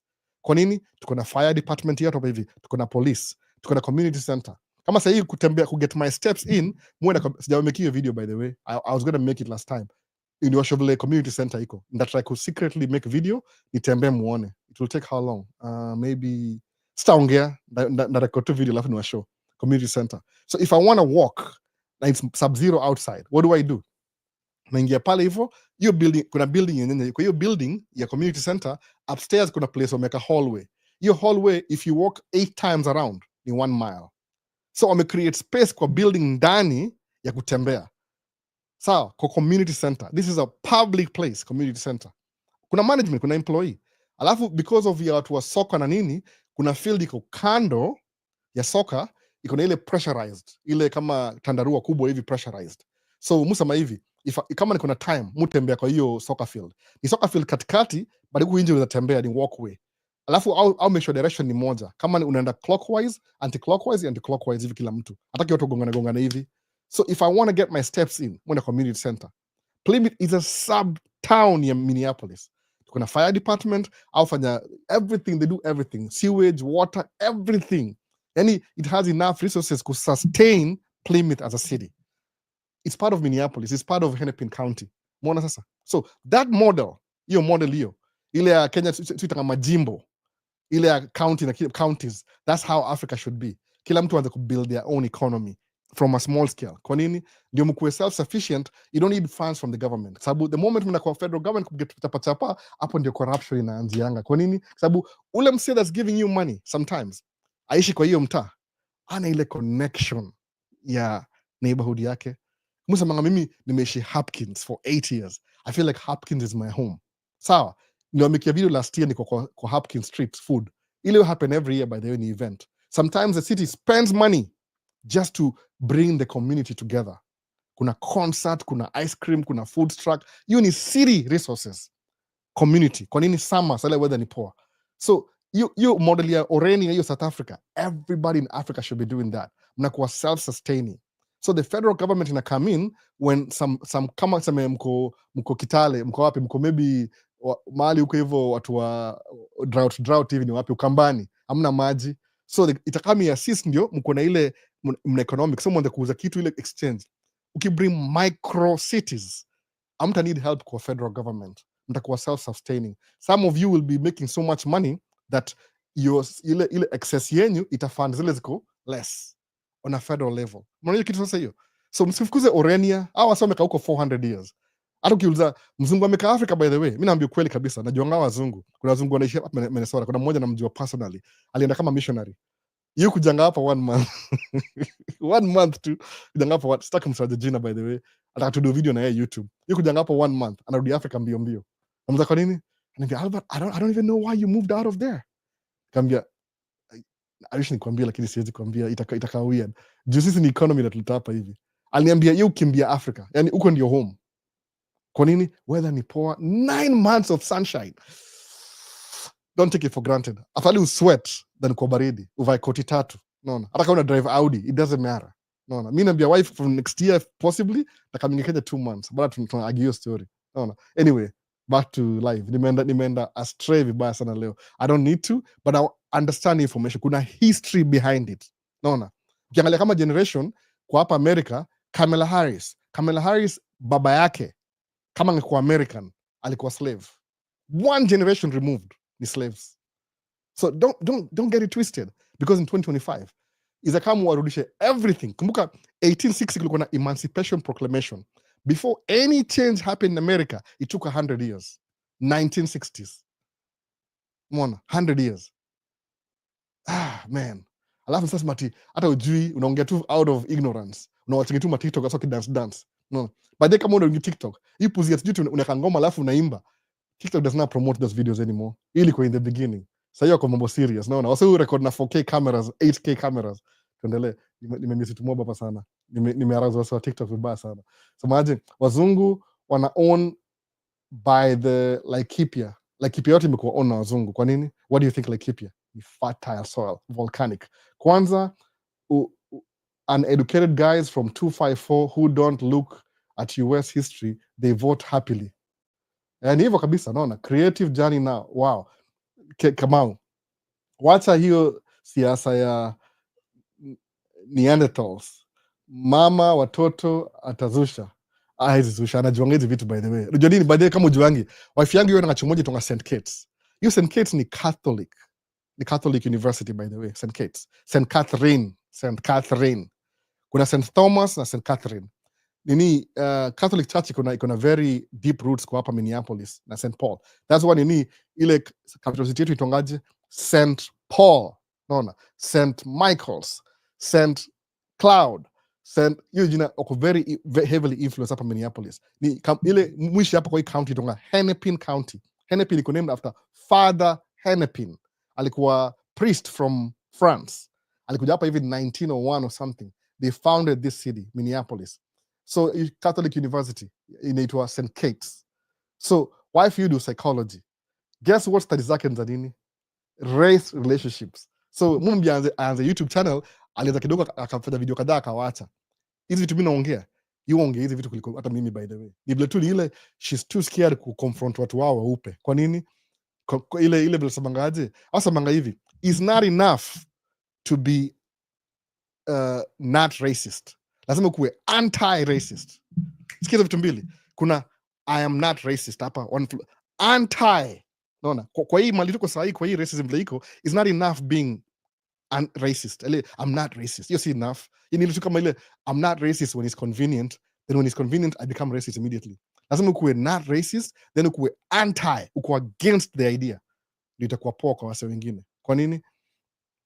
Hiyo ndio hizi vitu, by the wife. Au soma hizi vitu chuo. Au soma kila kitu ukweli kabisa. Hata mshanga vitu anaongea paka ile tu mzungu ni mzungu. Kama hiyo ndio culture yako, umezoea kuona mother-in-law wangu ni racist vibaya sana. Hiyo ni toa mimi kusabini sana in-law. Lakini deep down ndani yake vile vitu ongea, mcheka tunasema tu sio argue naye kila siku, by the way tuna argue naye kila siku, sijai mchange mind. Kwa nini? Akona sijui 40 years ya hii racism kwa kichwa, umeona nani mother-in-law wangu amezaliwa the same time ule dem aitwa nani, ule aliingia chuo, alikuwa anapelekwa chuo na nini na makarao US Marshals siku ile ile kwa segregation ile ya 1960s. Huyu my mother-in-law was the same age na huyo the little girl ule, so she's still living, by the way. History, Black History Month, by the way, nimesahau jina yake, but was at the same time, lakini attitude yao ni different. Yana angalia history hivi from this sunglasses lens za white people, alafu wengine anaangalia black people, unaona. Alafu anyway, wasa Trump supporters sasa mangaje, the whites are being persecuted. Na nani? Who is, oh my goodness. Wasa upe mnakuwa persecuted na nani? Who is persecuting you? Who? Kwa nini? Because people are catching up to your level. Some mnakuwa insecure. Who's in the persecution? They're catching up. We don't like this. They're really catching up. Okay, anyway, you need the divisive politics, because they know that will get the attention. Sababu kuna hiyo DNA already. Wanawakoroga ndio waambie deport all the Mexicans. Alafu fikiri hao ni weupe. Jua I'm the tongaje ile msewa nini wa Christopher Columbus consistico, sijui nimesahau hiyo jina kabisa. Ya wale wasa kampuni ni. Okay, wacha hiyo siasa ya Neanderthals.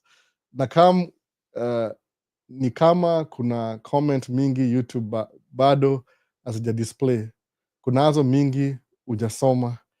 Jaso Orania, well built and organized. Problem ni it's a restricted. We should learn from Orania. Now, I understand where they're coming from. I understand, by the way. After kuachio Wodemaya did a perfect job, by the way. Sabu ni poa mse mmoja aende aongee na wase real life. Naona. Don't just look at the negative. Sabu mimi before niwachio video kasema gava kick them out of there. Wacha wapewe Trump wapatie visa wakamapa states. Wakamkama ma refugees. But kumbuka kitu moja. Kutoa mtu kwa hao yake ni shida. Hata huko mambo ya ni Gaza. Huko ndio home, by the way. Mi siishi home, niambie. I know how it feels like. I'm trying to make this place my home. But mujua, as much as hizi ni mafila. Ukiona kama hizi ni mafila tu, I do what I like just to feel comfortable. But home ni home. Ground game ni home. Siwadanganyi kabisa. Kama uko home, unaishi home na bahati. Huwezi jua hiyo ni feeling. Tuko uprooted sisi tunajuaga. Isi home, we just getting by. Ni kama ile, I don't love this place. I'm just tolerating it. At Frozen Lakes. Who care? I was freezing, by the way. But anyway, nyie mjui hivyo. Nikitembea nimefurahi hapo for the camera. So tuangalie YouTube. Nasema kwanza acha ni balance equation. Hapa si mingi sana. So kuna type za gari, tushamaliza hiyo favorite Paul. Nali ni trigger bana. Who triggered me, by the way? Who triggered me? Hope leo tunaenda hadi che. Hapana, tunamaliza, by the way, tunamaliza. Greetings from around Kisumu Airport. Ian Mutua. Nimeishi Kisumu kidogo, 2 years, 3 years, on and off. Nimeishi Kisumu. My dad used to work in Kisumu, Kenya Pipeline, karibu na airport hapo hivyo. Sawa. So kama Hope leo, okay, nini ingine hapa? Ian, greetings from Kisumu. Hata hiyo mambo ya my dad. My dad used to work for Total Kenya, ile kampuni ya mafuta, Total. Aya, kuna somebody was telling me like, what about which companies are in Kenya? Who owns Total? French. BP, very simple, British Petroleum, BP. Shell ilikuwa UK, alafu wakauzia Netherlands.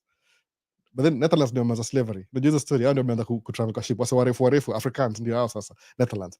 What about the company nyingine inaitwa Caltex? No, Caltex. Amjefikiria Caltex nini? Oh, Caltex. Niambia nani hiyo Caltex akishanga. Caltex ni California, Texas Oil Company. California, Texas Oil Company. Msaka ndio hiyo kampuni ya Caltex nini? Caltex ni California, Texas. So that's an American company. Oh, Caltex. Sijika Caltex bado iko. Iko niambie kwa comments. Caltex bado iko. California, Texas Oil Company. So everybody who wanauza oil Kenya ni foreigners. Alafu nasema ati mko maskini Kenya. Kuna pesa Kenya. Ni vile tu hakuna access kwa watu wale wanafanya business. Guess who's buying? Guess who's the consumer? Anauzia nani mafuta? Mzungu. Kama angalia hiyo model ya nini? That's the same thing everywhere. Umeona? Caltex ni California, Texas Oil Company. Alafu walichange jina ndio wafiche siku hizi ndio msijue. Ni hivyo, by the way. Unaona? Ile states produce oil ni Texas, ni moja wao. Caltex. Wasaka najuanga tu jina ni California, Texas. Kafikiri tu ni Caltex tu. Walichange jina siku hizi, I think walichange jina. Ndio ifiche ile hidden in plain sight. Who buys the fuel? Si nyinyi mnabuy. So Kenya iko broke ama iko broke? Ni ma sanctions tuna opposition lingine. Leo auendi kukula the triangle thingies. Naweza enda pia leo, naweza enda. Actually nafaa kwenda huko by the way. Nafaa kumdropia video yake, ile video ya nini? Ya nafaa kumdropia hiyo video. Naenda huko baadaye maybe. Napitia tu haraka haraka. Naenda triangle thingies. Even the mtu wangu yuita triangle thingies. Samosa, nisema mandazi nimesahau. Unaona? But this kulipia hizo mandazi. Jojo nipatie mandazi for free saa zingine. Mimi ni regular customer. So mupewa nini? I'm very regular by the way. Nikihama kwa hiyo place Riverside, whoop, naingia huko haraka haraka. Alafu yote kama 2 hours hivi. Wisdom iko top person Takis written Takis writing headphones. Ni nini hiyo sijui exactly. Sijui namaanisha nini. I don't know what you mean by the way. Mogo sick. It's on. Kweli na time mtu nguvu iishe at the end of the day. Kweli at times mtu nguvu iishe at the end of the day. Miss comment. Sina hiyo flow. Nimeongea sana nimesahau. Oh man. Lose touch. Remember the subs guys if you haven't. Subscribe kama uja subscribe by the way. Nikumshia hizi vitu. Umeona? Miss Imani asema nini? Hello, good to see you. What do you need to know on car mileage when you're buying one in the US? Tuchanue. Swali za Miss Imani hajakuja hapa bado asemanga hivi. Kuja hapa alafu nakwambia car mileage ni it doesn't really matter. Ina matter by the way, ina matter. Kwa sababu hivi gari yoga hivi, sio gari zetu hivi. Kama gari yangu ni 2019 Audi Q7. Sawa. Mbona in 2019 ilikuwa manufactured 2019. Maybe iliuzwa 2020, but still in 2019. So when you drive a car, kuna tear and wear. Kama say brakes is the last kama 3 years hivi. Tires maybe 4 years hivi. Na approximate ile everything kwa gari iko na lifespan. Kama aseme water pump maybe ni 5 years, depending on who's driving and how many miles you drive. So the more miles you drive, the more kuna tear and wear. So what I do ni hivi, kama gari yangu Audi, mpela kwa Audi dealership. Kuna hiyo inatokea Audi. Kuna Audi Minneapolis, Audi St. Paul, Audi Richfield. Actually, the third richest cities in America. I mean, in Minnesota ndio zina Audi. Kuna Minneapolis, St. Paul na Richfield. Richfield ndio, ama ni Bloomington, ndio the third richest in hii area. Sababu huko kuna airport, kuna Mall of America, hapo ni Bloomington, Richfield, hiyo area. So, au keep records. So, kuuzia gari yangu na records zangu zote. Naambia nili replace brakes kwa hii. So, technically you know like, okay, nafaa ku replace brakes 3 years from now, tires kwa hivi. That's why it's good to know mileage ya gari. Kwa nini? How long has it been driven? Unaona? So, how frequent do they do the oil change? Kama au skip oil change, likely engine itakuwa mbaya. Unaona sasa? That's why ile kwa sales, kwa ile kama mseli ana abuse gari yake 2-3 years alafu akiuza, itasaidia yule mtu next, itabidi repair, your repair costs are high. So mu prefer hivi, if you don't know anything about cars kama Miss Imani, what do? Unachukua, you buy a slightly used car. Kwa nini? Aina ile price brand new, kuna discount kidogo. Very important by the way, if you don't know anything about cars, nunua gari slightly new. Kama wewe ni mwanamke, kama wewe ni Miss Imani Nas, fanya hivyo. Unaona? Fanya hivyo nini? Nunua gari ile kuna, mimi gari yangu first ilikuwa 1 year old. Sababu nini? Gari ikikuwa inauzwa 40,000, sema 10,000 kwa dealership. The moment you drive it out of the dealership kama brand new, it loses ni 30% immediately. Meaning ile price yake imekiwa 30,000 ni overinflated your profit. Hiyo ndio profit ya dealership, your extra hiyo. So because they're selling you the car, they don't tell you that, but legally that's how they make money anyway. So unapata gari ya 30,000 is not really worth 30,000. Kiangalia kwa factory ilikuwa worth 19,000. So 10,000 ni profit. So when you drive it like this, you may lose 30%. Kwa nini? Because washakula pesa yao. Manufacture, transport, dealership, storage, nini. So you bring that car back hivi, after umeibuy leo, umeidrive hivi, haitakuwa worth 30,000 tena. Kwa nini? Ilikuwa marked up. Kuna ile markup value imekuwa markup. So what do? Unabuy gari slightly used. Somebody else bought the car, drove it off the lot, it lost 30%. When they bring it back, itakuwa worth how much? Less 30%. So how will they make money from you? Watakuuzia used, price ya 30% less, but because you're financing the car, they will get you at the interest level. You'll pay interest. That's how the dealership makes money. Na interest na banks. So either way, capitalism ina work from every stage. Sawa. So ukibuy gari 1 year old, isha lose 30% approximately. Ukibuy sahi, utaibuy ile value yake, ile the set value ya gari. The problem is this: after 2 or 3 years, I mean 1 year, wanakwambia, hey Albert, hey, oh, you brought your car in, we fixed the brakes. What do you think? We can give you that car for the same amount of money you pay every month. You don't have to do anything. We just let's get your Q7, 2019. We'll give you a 2024 Q7. Same thing. No big deal. Just here's some coffee, by the way. Do you like cake? I'll come see you. Go with it. Go your car. So for the Navy, now bring gari kufanya oil change, which is a 1 hour thing. What they do can be, we are so swamped up, we don't have time, so let's do this. Your car will be ready on Thursday. Meanwhile, we have a 2024 dangling 2024 Audi sports. Just drive this for 2 days at no cost to you. No cost to you. And we'll just no cost to you. Drive it. Alafu ningia pale, mpya. Alafu nachanganyikiwa. Before you know it, you think they're stupid. Marketing ni more than you know. I guarantee ukienda hivi, kama wewe ni nurse misimani, udrive your gari 2-3 days, utakamwambia just keep the other one, let me keep this one. Alafu payment haita change, tabaki the same. What just happened to you? Can explain financial stuff sa haraka. Siongeangi hizi vitu by the saa zingine, but just in case, because ameuliza swali. What happened hivi, you're paying 500 a month kwa hii gari mzee. Sawa. Meaning umeilipa for 2 years. That means your loan is going down. You're almost paying off the car. So how do we get Miss Imani and gari mpya? They'll give you a brand new car at 500 a month still. So did your payment change? No, it did not change. What did they just do? Prolong loan yako mpya. So with this new car, now you have 5 years again to pay 500. Mona.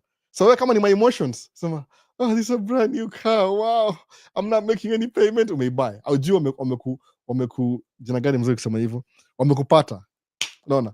Juu ile loan yako unamaza loan by 2 years. Chwa! Umerestart na loan nyingine na gari mpya. That's how they keep you in the loop. Every 5 years unabuy gari mpya. Payment is the same. You're so used to it. Yani they've claimed a portion of your income for the next 15 years. So this is what I do nikibuy gari. Mubuy gari moja iko exceptional kwa dealership. Nikirudi naambia, you have an Audi, yeah, it's okay, I'll drive it. Alafu na drive, hata si driving, we bring home, na park kwa garage, na drive van yangu, kama ni van for example, na drive van. Alafu, your car is ready. Na kama nachukua hiyo gari na drive back to the dealership. How many miles? Kama dealership ni 6 miles from the dealership, nikirudi hivi kienda, drive 12 miles. Of course they check on that. You think they don't check? They check. Unaangalia, this guy only drove 6 miles.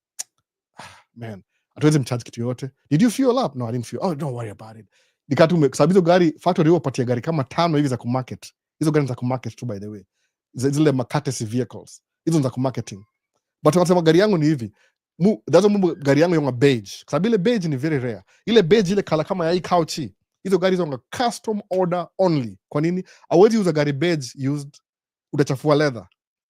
So mimi kibuy kama used, na kwa dealership you'll never get a beige car imekaa tu inangojea. Hizo wanga black na grey. Kwa nini? It's easy to clean black and grey.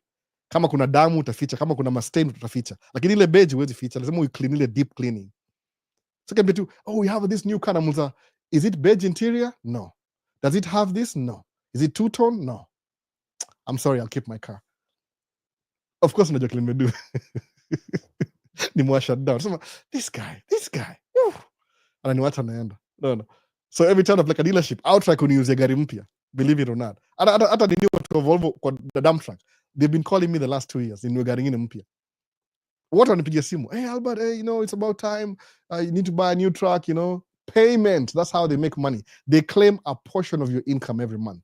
So you're paying them to you're keeping the business going. Nothing wrong with that. That's what I'm. If you really want to live independently, carefree life, you drive whatever you want, Range Rover every year, every 2 years. Make money. Just make money. No. You'll fulfill your empty new car space, whatever you call it. Sijui tuangaje ile. Tuendelee. Najua misimani atakuja hizo za stage ndio na come states next year. No. Sawa, Nixon mzee. Hope uko poa. Hope nimeanza hiyo question ya gari, by the way. Nimepatia hata a little bit extra. Even a mood think, by the way. Sawa, Hope uko poa. Nilichelewa venye ulisema in-law walikuwa uliza ati do you speak Kenyanese? Ako na jombe. My sister-in-law. Alisema ati So, the first time tulimeet, see the first time nilikuwa nishakuwa na wife awe na California, so they were out of town beekeepers. So walirudi, the first time I met my sister-in-law, alikuwa, so what do you you're from Kenya? Yeah, from Kenya. So what do you speak? Do you speak Kenyanese? Nikacheka nikamwambia, no, I speak Swahili. Akaniambia, oh, I've never heard of that. Akaniambia, ushawacha ile Lion King, hakuna matata.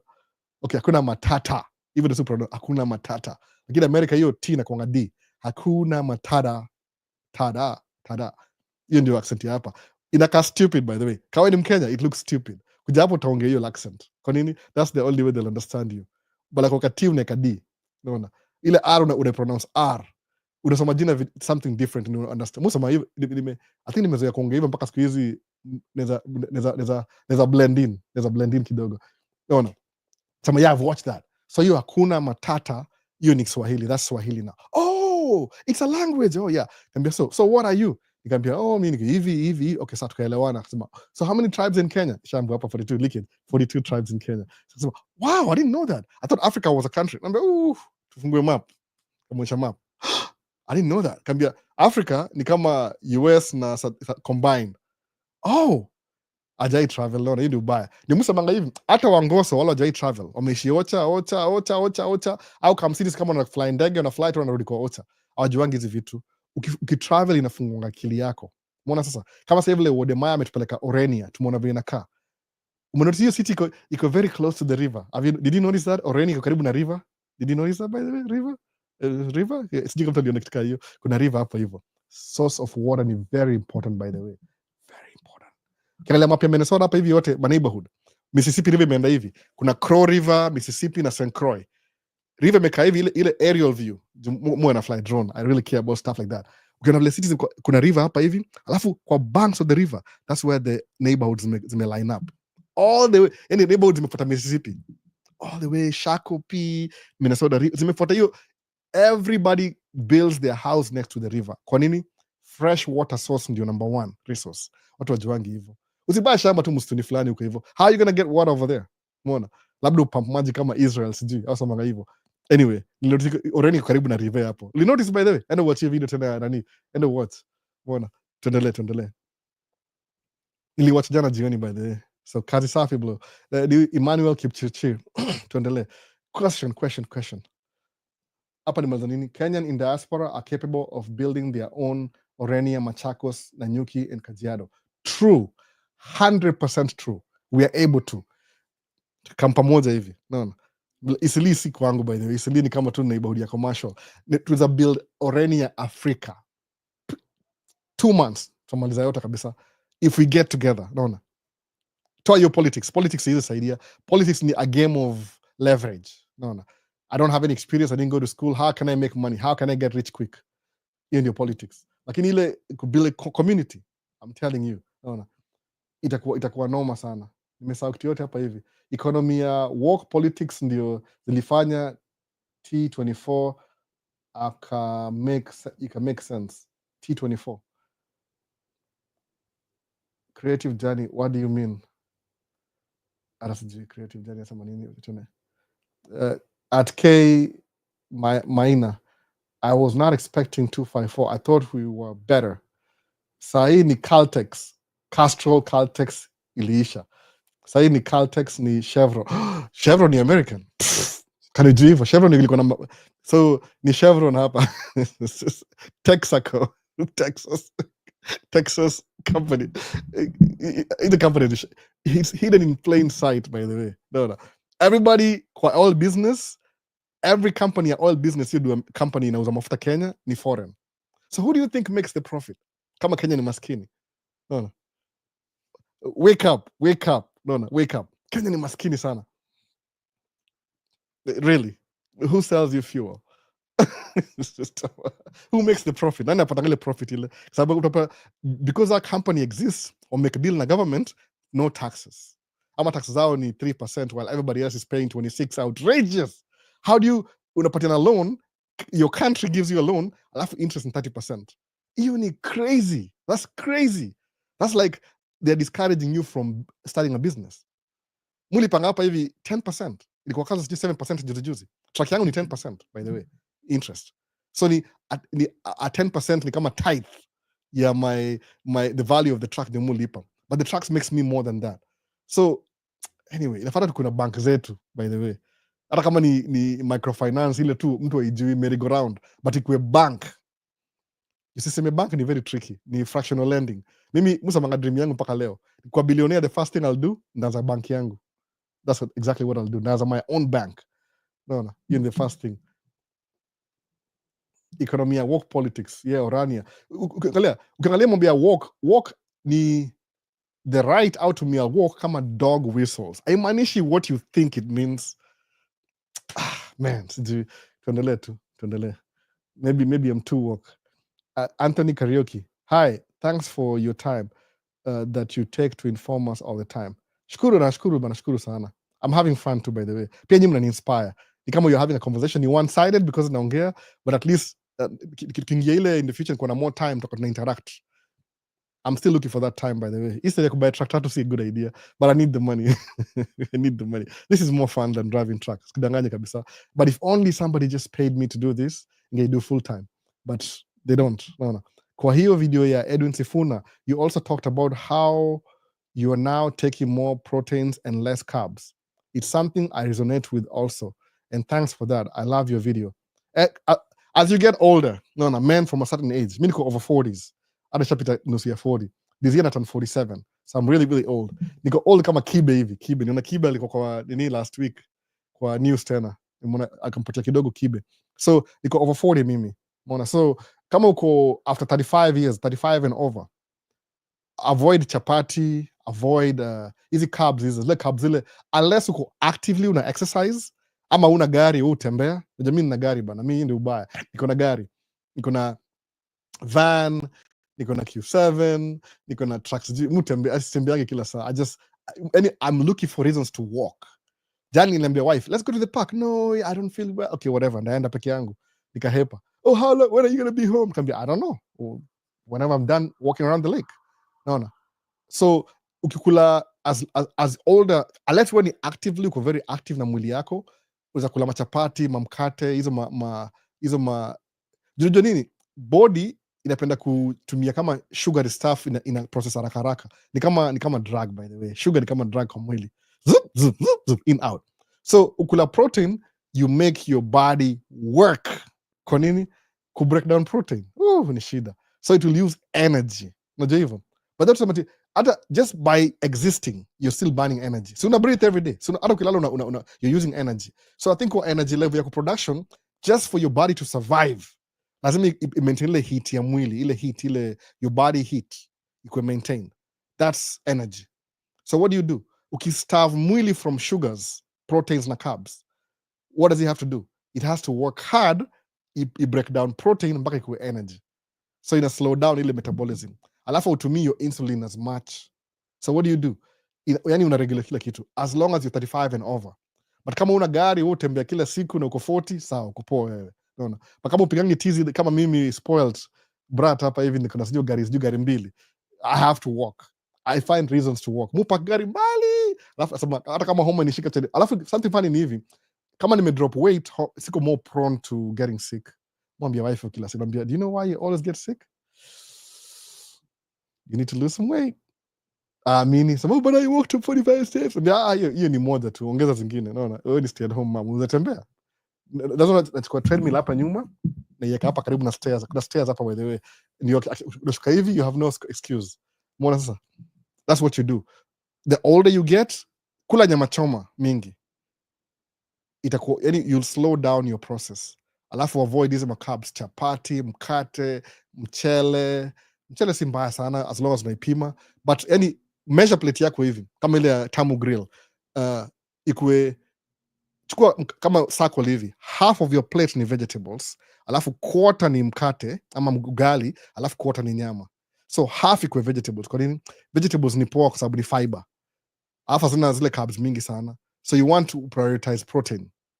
So mimi juu sijalala vizuri the last 1 month, imeharibu schedule, imeongeza kama sijui 10-15 pounds. Zitaenda by the way, hata leo nimelose kama 3 already from jana. Juu nimelala poa kabisa, nimelala 10 nikaamka 6. Hii ni ya weekend. Sikia job na amka 4. Sasa ndalala 8. but imeweza kuregulate. Umenotice by the way video zangu most ni za usiku. Ukijiuliza kwa nini za usiku? Because tangu ni job usiku nilishindwa kulala usiku. Niko nalala mchana. So, so balani nasikia usingizi mchana alafu inabidi acha nimeke video na make video usiku. Lakini hata hiyo usiku nisha solve problem juu now you're going towards spring. Nikimake video yote sasa itakuwa utakuwa na daylight. Juu daylight mpaka 7 bado ni daylight. Sasa tumeanza kuimprove. We are gaining back time. Umeona? Hata ni by kamera moja ya usiku. Nikana kamera mbili by the way. DJI Osmo 3 iko na mbili sahi. Very crazy weird. Nilipoa chapa fulani ya ilikuwa nini? Nilipoa discount kwa Best Buy ile kadi yangu ya sijui 200. Si cash, unapewa kama ile credit towards your card. What do you want to use it for? Nikaona acha nichukue kamera nyingine nikachukua. Umeona? They give me free money now. Sijui kwa nini ama because I'm buying so many things.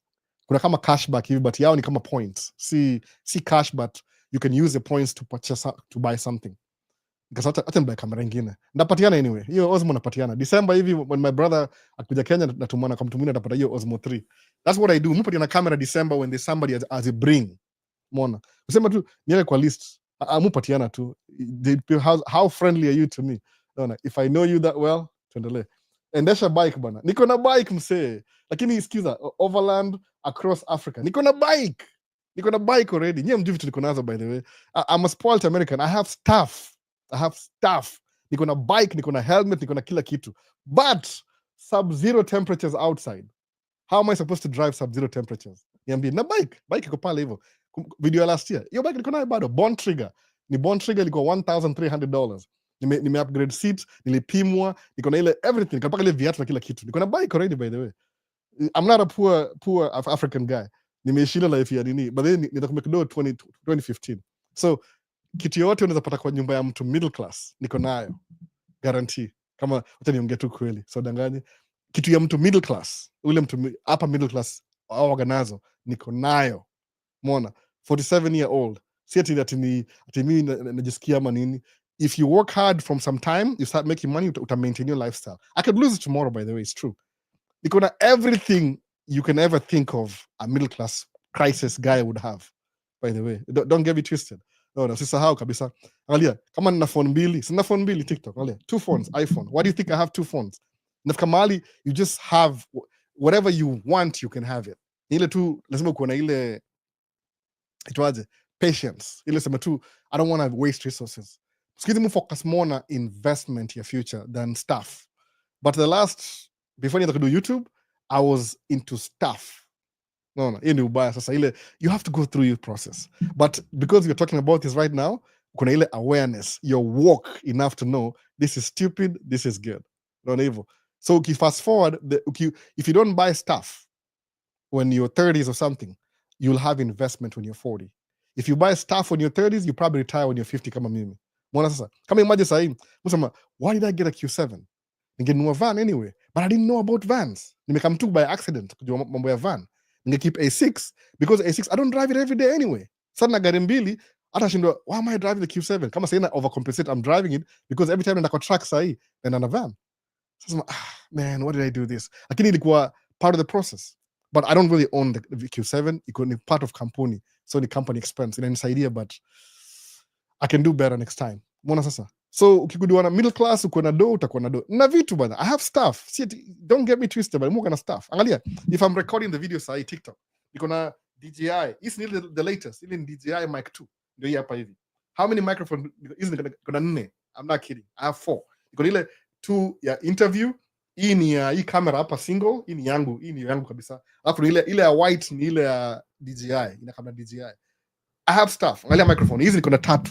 You just, when you make money, sometimes you don't know what you're doing. Ujasoma book, ujakuwa advice, you make stupid mistakes, you buy stupid stuff.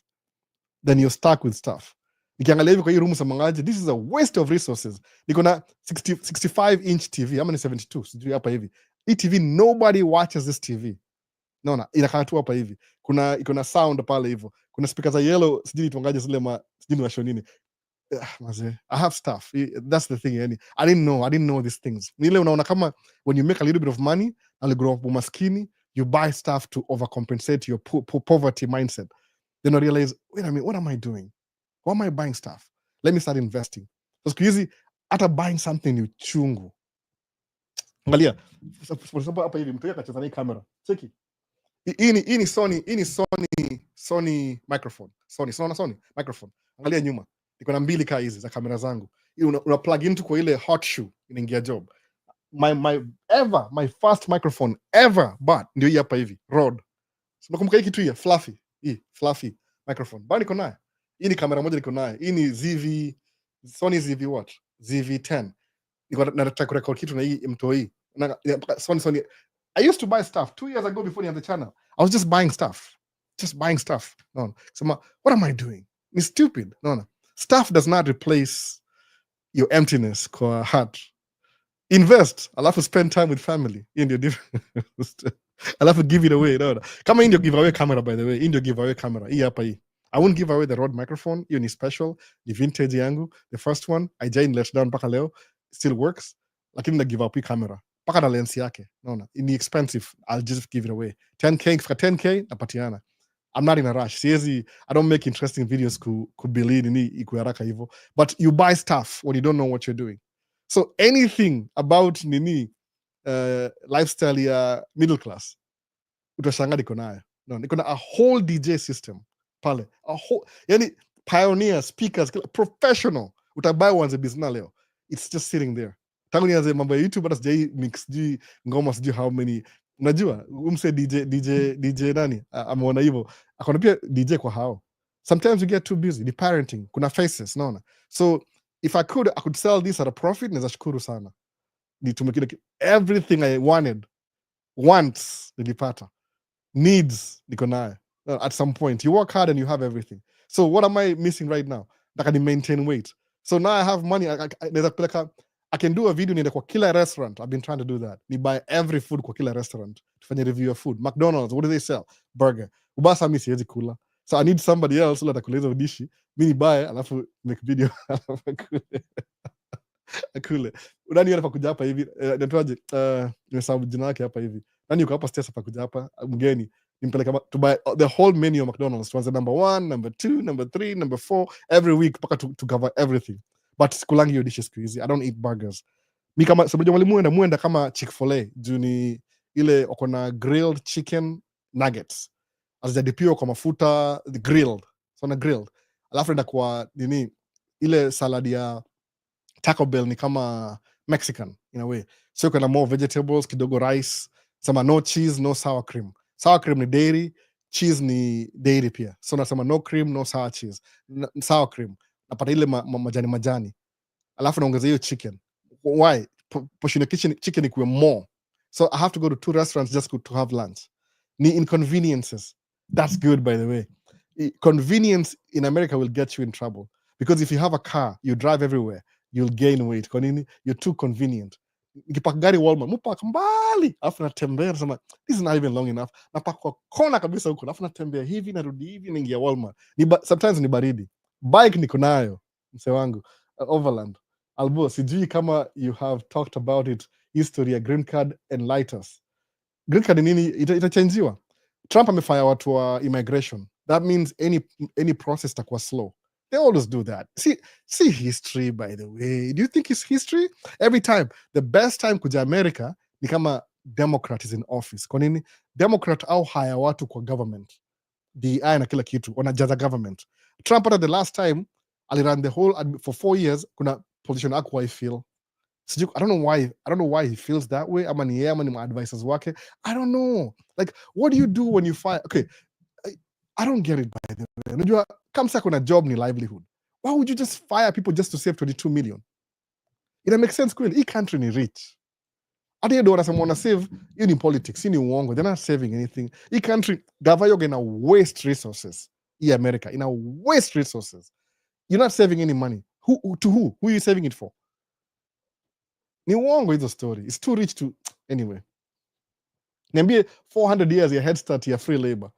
How do you... Nobody will catch up with you. Alafu dollar ni kama ndio ile itongaje currency ile standard currency ya the whole world ya kudo business in dollar. So how much money do they make with ile exchange rates percentage? America si broke, by the way. Ni rich sana.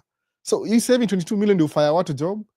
It's something else. It's something else. Wataka wafanya wale watu wa Afrika waweke wazungu ndio in future when they want change wa make sure watu wao wako in place, ndio isipite mahali sikwame, kwa sababu last time alikwama, amefanya watu FBI, ndio ile wafungue njia, ndio they can practice hiyo ubaguzi yao bila nisemeaje, bila obstacles. That's what they want. Lakini jua kitu moja, idea vitu kama hizo aiworking, hiyo backfire every single time, in a backfire, umeona. But because they want to, red blooded, wacha wafanye vile wanataka. Alafu kuna wase wengine wa Afrika pia hawajui history, wamekuwa brainwashed, wanavote hiyo msaa kuja in power. Anyway, tuendelee tu. Hata sijui nisaidia wasee aje. Soma bana.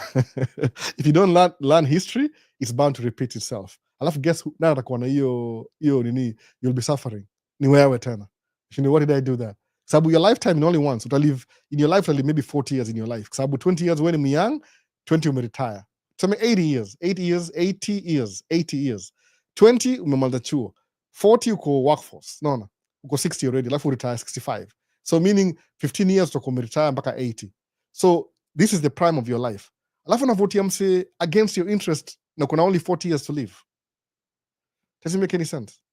Afadhali ukue aujui kitu kufanya 0 to 20 upate nini ID, alafu uende vote kama uko 19 20 to the wrong party against your interest, but the moment unaingia 20 hivi mpaka 60, vote your interest in. This is your lifetime. Kumbuka time aina nini, hauwezi repeat. If you lose 4 years from investing because you got fired from your job, no. Ati mbona Trump anavuta watu, remote jobs zote za gava zimetolewa. Kwa nini? It's more efficient. So they work from home, alafu nawalipa. Oh, but we are saving money. Hapana. Trump yoga na buildings. By the way, Trump ni billionaire. I don't know, people say it's not a billionaire. Hiyo tu ni hate, ni billionaire. Ako na buildings. Amerealize buildings zake zina lose wase. Kwa nini? People are not renting offices anymore. Kwa nini? You can work from home from the technology. So what do you think he wants? He's lining his pockets. Akirudisha wase ogava wale wako job, watahaya ofisi ya Trump Tower. Kwa nini? Itakuwa full tena. He's gonna make more money. Do you think he wouldn't do that? Nafikiri mbona kwa against remote jobs? Because buildings iko empty. Alafu kumbuka building iko overpriced. Kwa nini? Ni prime property kwa New York, whatever. So any company has too much money, they don't care paying anything he says. Lakini individual always afford juu amtakuwa ripped off. Naona. Remote jobs wamevuta job wote. So anyway, tuendelee tu. Inaitu ni mwaka ya kwanza. Sijui ataisha moto lini to the first year, by the way. But it is what it is. Tuendelee, tutasurvive, tunaona. I'll raise my kids. Albo, si uni adapt na mtoto wa 25 years old. Mind mwaki. Siwezi kuadapt, by the way. I'm so sorry. Mi niko na life yangu sahi. We figure out how kuja hapa peke yako. Siko ubaya. Siwezi kuadapt. Najua ni joke nasema ama ni ukweli, but siwezi kuadapt. It's too risky for me. No. Mbona I have 4 kids. Najua 4 kids kwa America si normal. Watu wako na 2 kids and a half. The American dream is 2 kids and a half. Half ni dogi, alafu watu wawili. Then you live in a white picket fence. Hiyo ndio ile the American dream. So mimi niko na 4 kids already. I'm already above nini hiyo. Alafu my wife doesn't work. Sometimes anakaa home. So I have to work hard and invest. Siwezi kuadapt. I'm so sorry. I can't. Na adapt Einstein. Niko na Einstein hapa. Einstein ule my godchild. Yule namuadapt. Lazima nimuadapt yeye. Yeye ni akizaliwa mimi nilikuwa hapo hivyo. Yeye ni godchild wangu. Lazima nimuadapt yeye. Yeye ni mtoi wangu. Lakini mtu mwingine extra. Na Einstein ni mtoi wa best yangu. But best yangu ni kama tuko brotherhood kabisa tight. Akizaliwa. So hiyo naweza muadapt. Lakini mtu mwingine kama sikujui, I'm so sorry. You giving me more. Why should I take your responsibility from you? Itakuwa hard. Mse, kuwa realistic bana. Unaniongeza mse. Nimechora live leo nikichunga watu hiji, wife ameenda sijui kupigwa sijui kama kona homa ama na homa. Alafu tena ni adapt mtu mwingine. You giving me more responsibility? Hapana. Sitaki hiyo. I want to be free, ni retire. Unaniongeza tena miaka tena. Siwezi kuadapt though. That's not how it works. Really enjoying this video yako. Ukifuel van part ya ule dem mgoso akiingia side ya passenger. Really enjoy the video. Ukifuel part ya ule dem mgoso akiingia. I wish kamera kimeface hivyo. Alikuwa niliingia nikapark gari hapo, alikuwa ndani ya gari. Ndio same mtu, it's cold outside. So ukifuel unaenda unajua si fuel peke yetu hapa America. Sisi kuna mtu hapa attendant, very few on attendant. So una swipe card yako, alafu una fuel. Unaweka ile pump inaanza kufuel. Alafu because it's too cold outside unaingia kwa gari unakaa ndani. Your gari is still running. Asa mga don't run your car but it's too cold, you can't do that. Alafu so mi nilikam kufuel, dem alikuwa kwa gari yake. So vile nikitoka hivi akaniangalia. Kamwangalia. Okay, maybe ile tu to be friendly ni a smile sema tu ile tu roho safi ile. Itanga hapa hivi Minnesota nice. Minnesota nice. Ile tu nasmile tu msee just because ni plastic, you don't really mean it but passive aggressive Minnesota's nice whatever.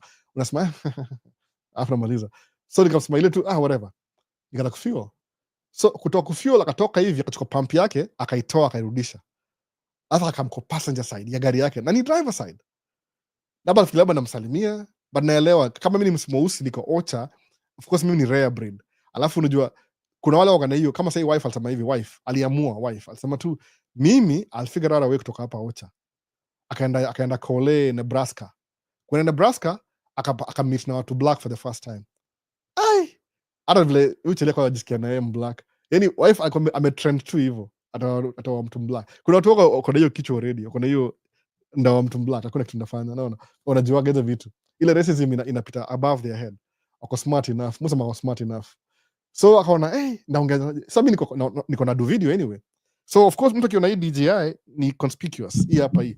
Ni microphone. Unajua of course I'm recording a video. Alafu maybe kuna makamera hapa mbele. So labda atakuing. Maybe ni YouTuber sijui. I didn't even talk to her. But muogopanga Ocha juu. Ocha. Hapa hivi kwa tao si mind. Ocha bazee uzaongea na yeye. Maybe kuna mchali anataka kumkatia huko hivyo aone wewe ni competition alafu akutafute, unaona buda yake ni karao something akupate. Sitaki story mob mimi, so example ni washow hiyo story nimsikashangae, ilikuwa in context, it was happening in real life. It's gonna happen to you. Wani mweusi kuja hapa hivi, kuna place utaenda watakuwa extremely racist, kuna wazungu watakuwa hivyo sema aha, our fantasy fulfilled, ndio huyu mtu black hapa hivi tumshike. Kama vile hiyo rodeo, you know why I left the rodeo? Siniwaambia mbona nitoka rodeo. Sitaki kushare video. Niko na film, niko na ile lens mrefu ile photoguru atakuwa nayo. Photoguru by the way, na photoguru bado. Guru visuals. Niko na ile lens hiyo zoom 70 to 200. So nilikuwa nimezoom in kabisa, niko focus nayo. Sikujua kama hao watu next to mimi hapa ni Wangoso. Nilibook ile kama kwa stadium hivi. So kulikuwa na mgoso hapa dem. Alafu dem akamelewa.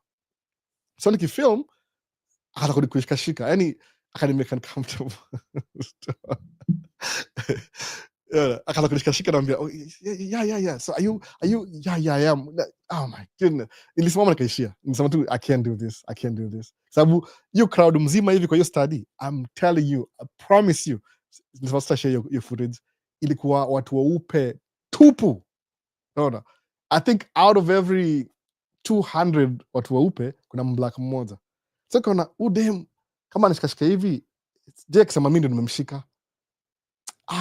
Ashata kuchukua bagi yangu ya kamera, nikaona I felt uneasy. Alafu nilikuwa VT 1 2, mimi niko 3 hapa, alafu 4 5 6 7 8 9 10.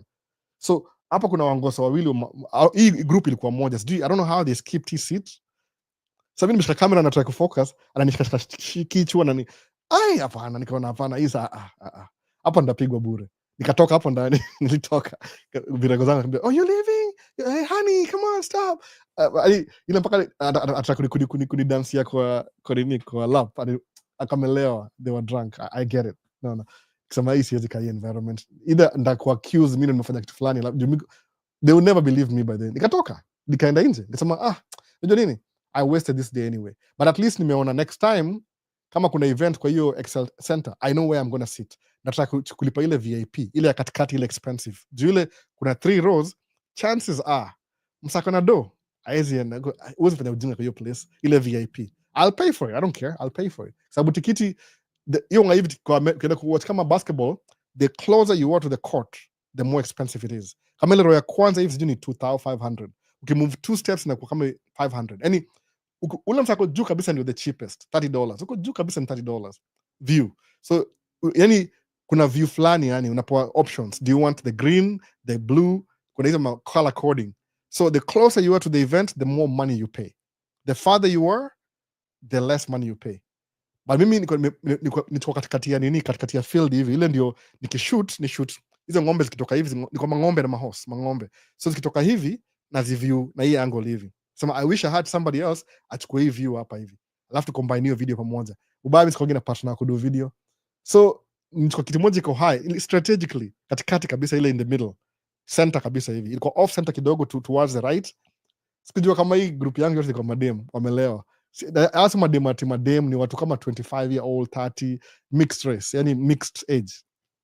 Nikaona hapa ndakuwa accused of something, acha nitoke tu hapa niishie. Naona ilikuwa tu toxic environment, nikasema acha niishie juu imagine mgosa sasa nimemshika, who's gonna be right? Mimi ndangia pigia wife, oh I'm in St Paul downtown jail. Why, what happened? This lady accused me of assault.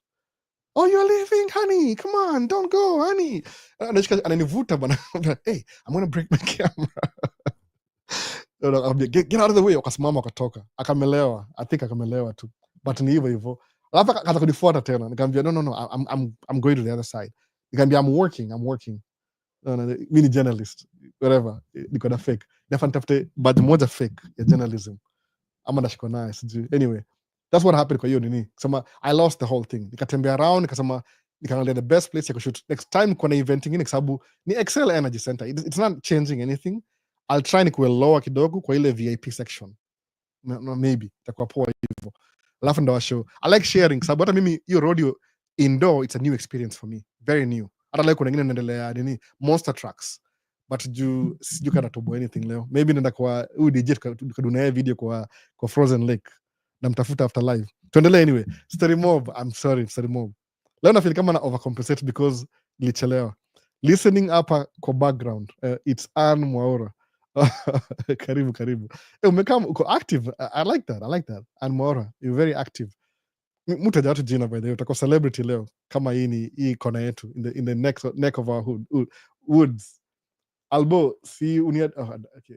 I'm new in US, love this live. Any book recommendation and US history I can start reading?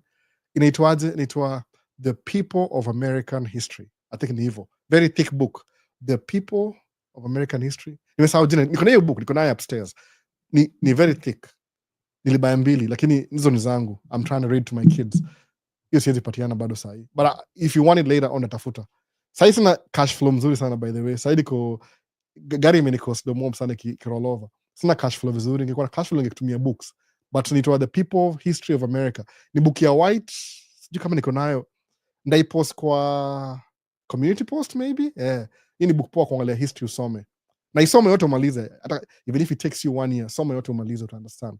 Kuna books mob sana zinaangalia history. Ama endo watch my podcast au sarongeje hizi story. Kama nani za recommend sahi? Sijui nani. Podcast ni poa pia. If you can read, watch my podcast za wasa wanaongeje hizi topic. Hata kama ni boring. Boring ndio mzuri by the way. Muambianga nini? Ni get easy words kwa Scott Galloway. Ni white guy lakini ni ako UK, alizalo UK lakini ni professor hapa America. Alisema the boring stuff will make you rich. The boring stuff is what makes you rich. Present tense. The boring stuff is what makes you rich. Understand even by the way. No. So flip you kwa knowledge. The boring stuff you'll learn more from the boring stuff. Kama reading a book slowly. Ni very boring. But the knowledge understand kusoma book, utashanga sana. Mi yani, I wish ninge grow up sahi kuna social media. Kuna vitu musi naongea sema, I read this like 5-10 years ago. Sahi naongea everywhere in the social media. Kama TikTok inakwanga kila kitu by the way. Ukiangalia poa kabisa. Kama ule professor itonga Roy Casagranda. Ni historian. Endo watch video zake zote. Ni very boring. Anaongea kama lecture hivi. Kamera 2 I think zile sijui, I don't know what camera they use, but nishaona kamera lady wake, sijui kama ni wife yake ama mtoi wake ama tu ni you record sessions zake za speech zake za university. Roy Casagranda, I think inaitwa Austin College or something, Community College, Austin Community College, Texas, Austin, Texas. Malikibia kwa naishi, Austin. Austin ndio capital city ya Texas by the way. Capital ni Austin. I think so, like Austin, Houston, Texas. I think ni Austin. Nisha kwa huko before. So you ana record speech zake za history. Go listen to that guy.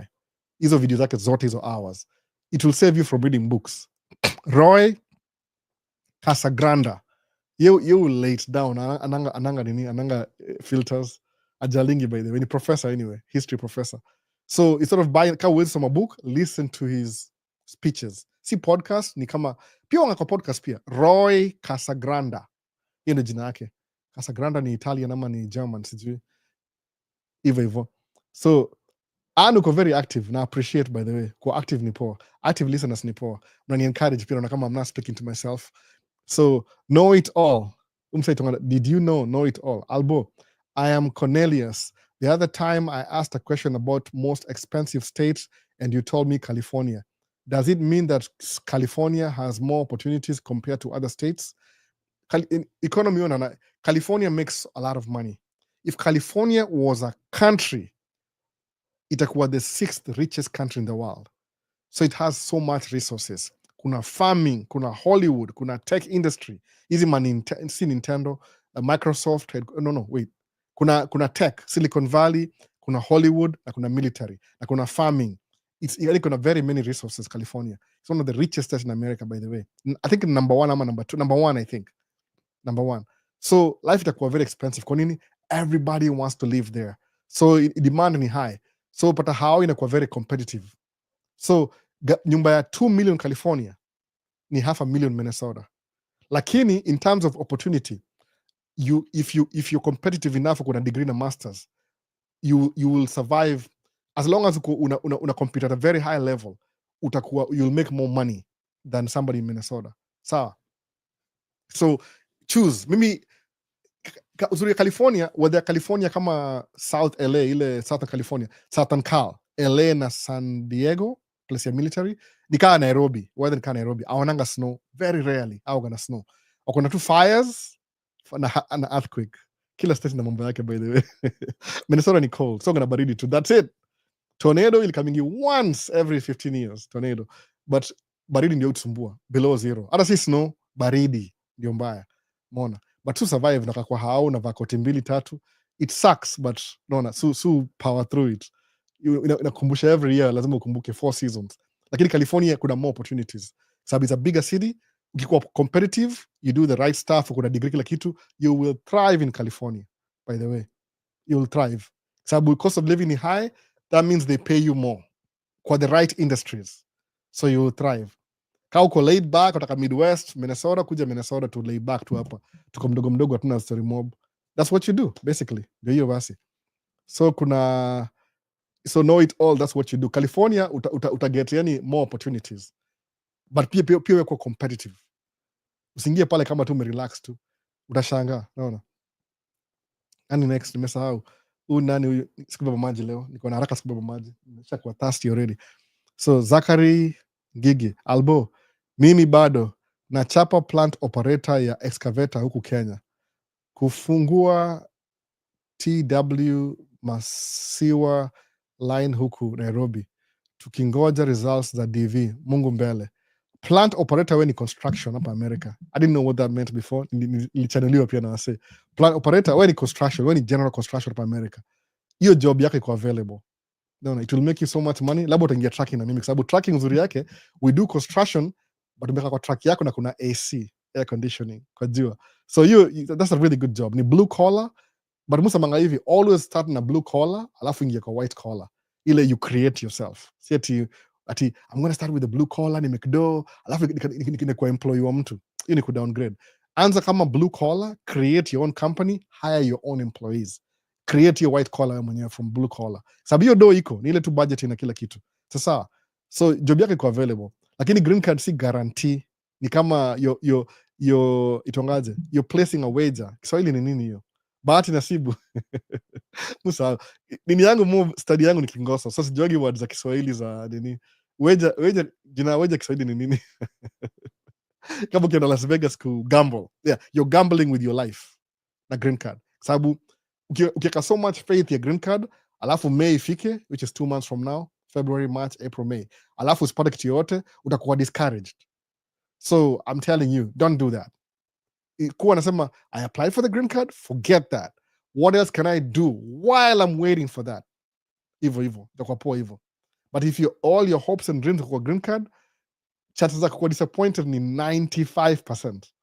Umeona sasa? Sababu ni bahati nasibu. You're not deciding.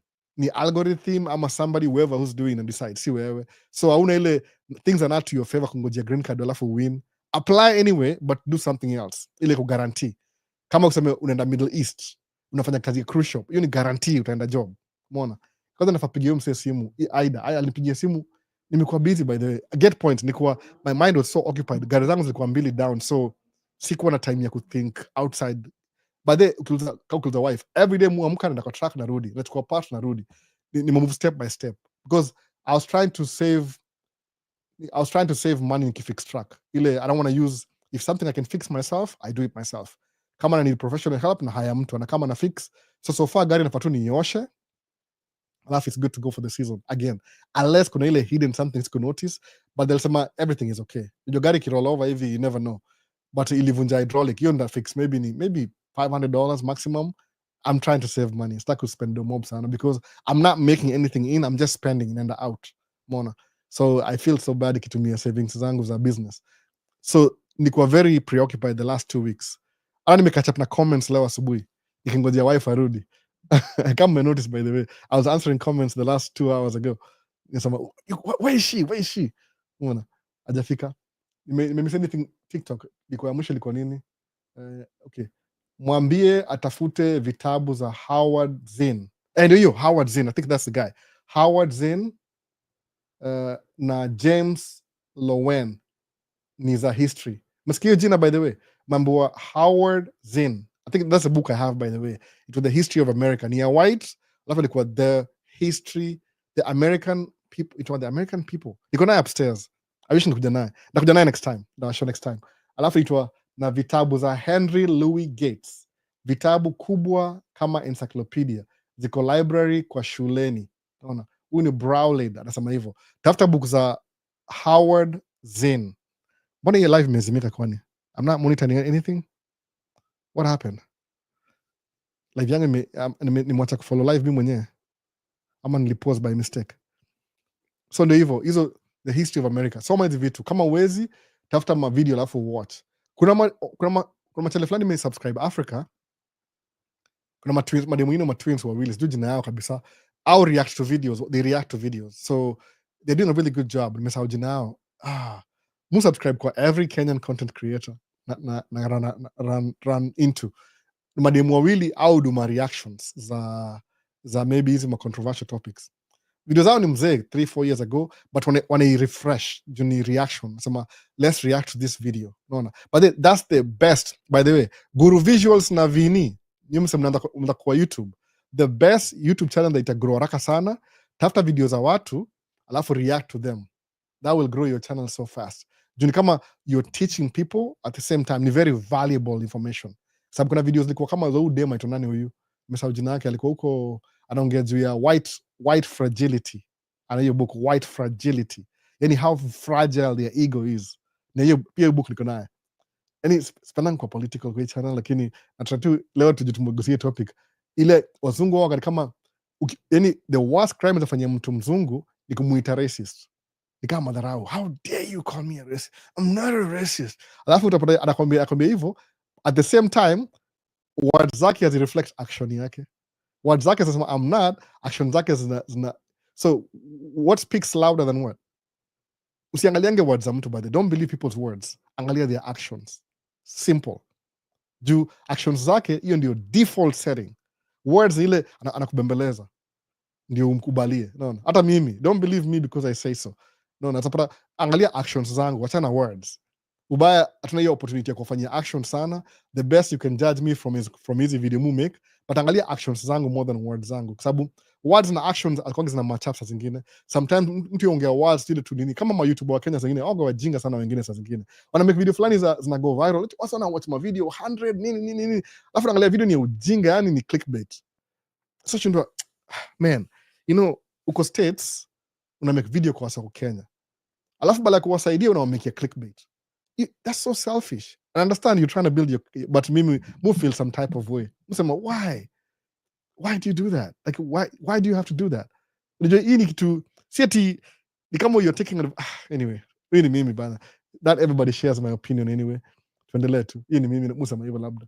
So hizo vitabu za Howard Zinn, Z-I-N-N. It was Z. American system, man. Z-I-N-N. Howard ni Howard Z-I-N-N. Z. Hii America bana, hii culture. Hapa tu tuanga Z. No. WZYZ hivyo hivyo. So Zachary Ngigi. Alafu Albo, mimi nilikuwa na excavator skills na 1 year experience so far. Huko US naweza pata job ama hizo heavy machine job ziko aje huko? Zachary Ngigi, sijui kama ni first time uko kwa hii channel, mukuona by the way. Job yako ni iko hakuna, yani hakuna county, city. Imagine Kanjo ile na do job. Sisi tuko na cities, tuko na micro, kuna the city of Plymouth. Acha kambia example, if you're hired by the city of Plymouth kuwork excavator yao, of course utakuwa na more responsibility pia. Besides that, maybe snow plowing nini, your base pay, Zachary Ngigi, your base pay Kiswahili base ni nini, mshahara yako lowest ile beginning salary kwa hizi job za county itakuwa $45 an hour base pay, $45 an hour. Hiyo ile umeingia. After 3 months utakuwa $60 an hour, which is really good pay. Kwa sababu America, musemanga hivi, according to my calculations, if you're making $35 an hour and over, utaishi a very comfortable life in America. Comfortable middle class life. Bila kutafuta help. $35 an hour. Minnesota though. Minnesota. Si California. California hiyo ni maskini. Minnesota. Ukipata $40 an hour, you'll be going to 2 vacations every year. Kama uko single. Kama kuna watoto, maybe couple new wawili make $80 an hour, mtakuwa na domo hivyo. So Zachary Ngigi, kupata job yako ya hiyo, kuna hiyo excavator skills, hiyo ni job ya base pay. Sikia nimesema base, lowest level. Minnesota hapa $45 an hour. There's somebody I know sana lipo 64 sahi as we speak, ni Ethiopia. Yeye ndio ni load mchanga, nikienda kuchukua mchanga. Sasa uboga boga kwa radio. Hey, how you doing my brother? Oh, I'm doing good. Nasikia accent za ile Ethiopia huyu. Songa kwa radio ile CB kwa job site, tunaongea kwa radio ile CB radio ile tango 2 unaona, ndio citizen civil. Your job is secure, I'm guaranteeing you. Excavator, you're secure, don't even think about it. Anywhere in America to do job, sababu America au maintain barabara zao every year. So kuna job ile tu mwili itachoka juu utachapwa na jua vibaya sana, but wewe ni mweusi uta survive tu. Don't do it for long though. 2-3 years by track yako uingie kwa AC kama mimi, unaona, kwa AC, air conditioning. Tuendelee. Abdallah Narsa, hope nimepronounce vizuri, Nasur ama Nasa. Zachary Ngigi, unapenda kazi hukosi, unapata kazi hukosi kazi US jo, na ujuzi wako na karatasi zako umeambiwa. Hata I don't know, angalia hiyo, acha niache hiyo moment, acha ni ignore, sijaangalia comment, tuangalie TikTok. Msikia Zachary Ngigi umeambiwa na Abdallah Nasar ama ni Nasur, amekwambia that's construction hauwezi kufanya au absolutely not, ama kuna CDA license huwezi lala njaa.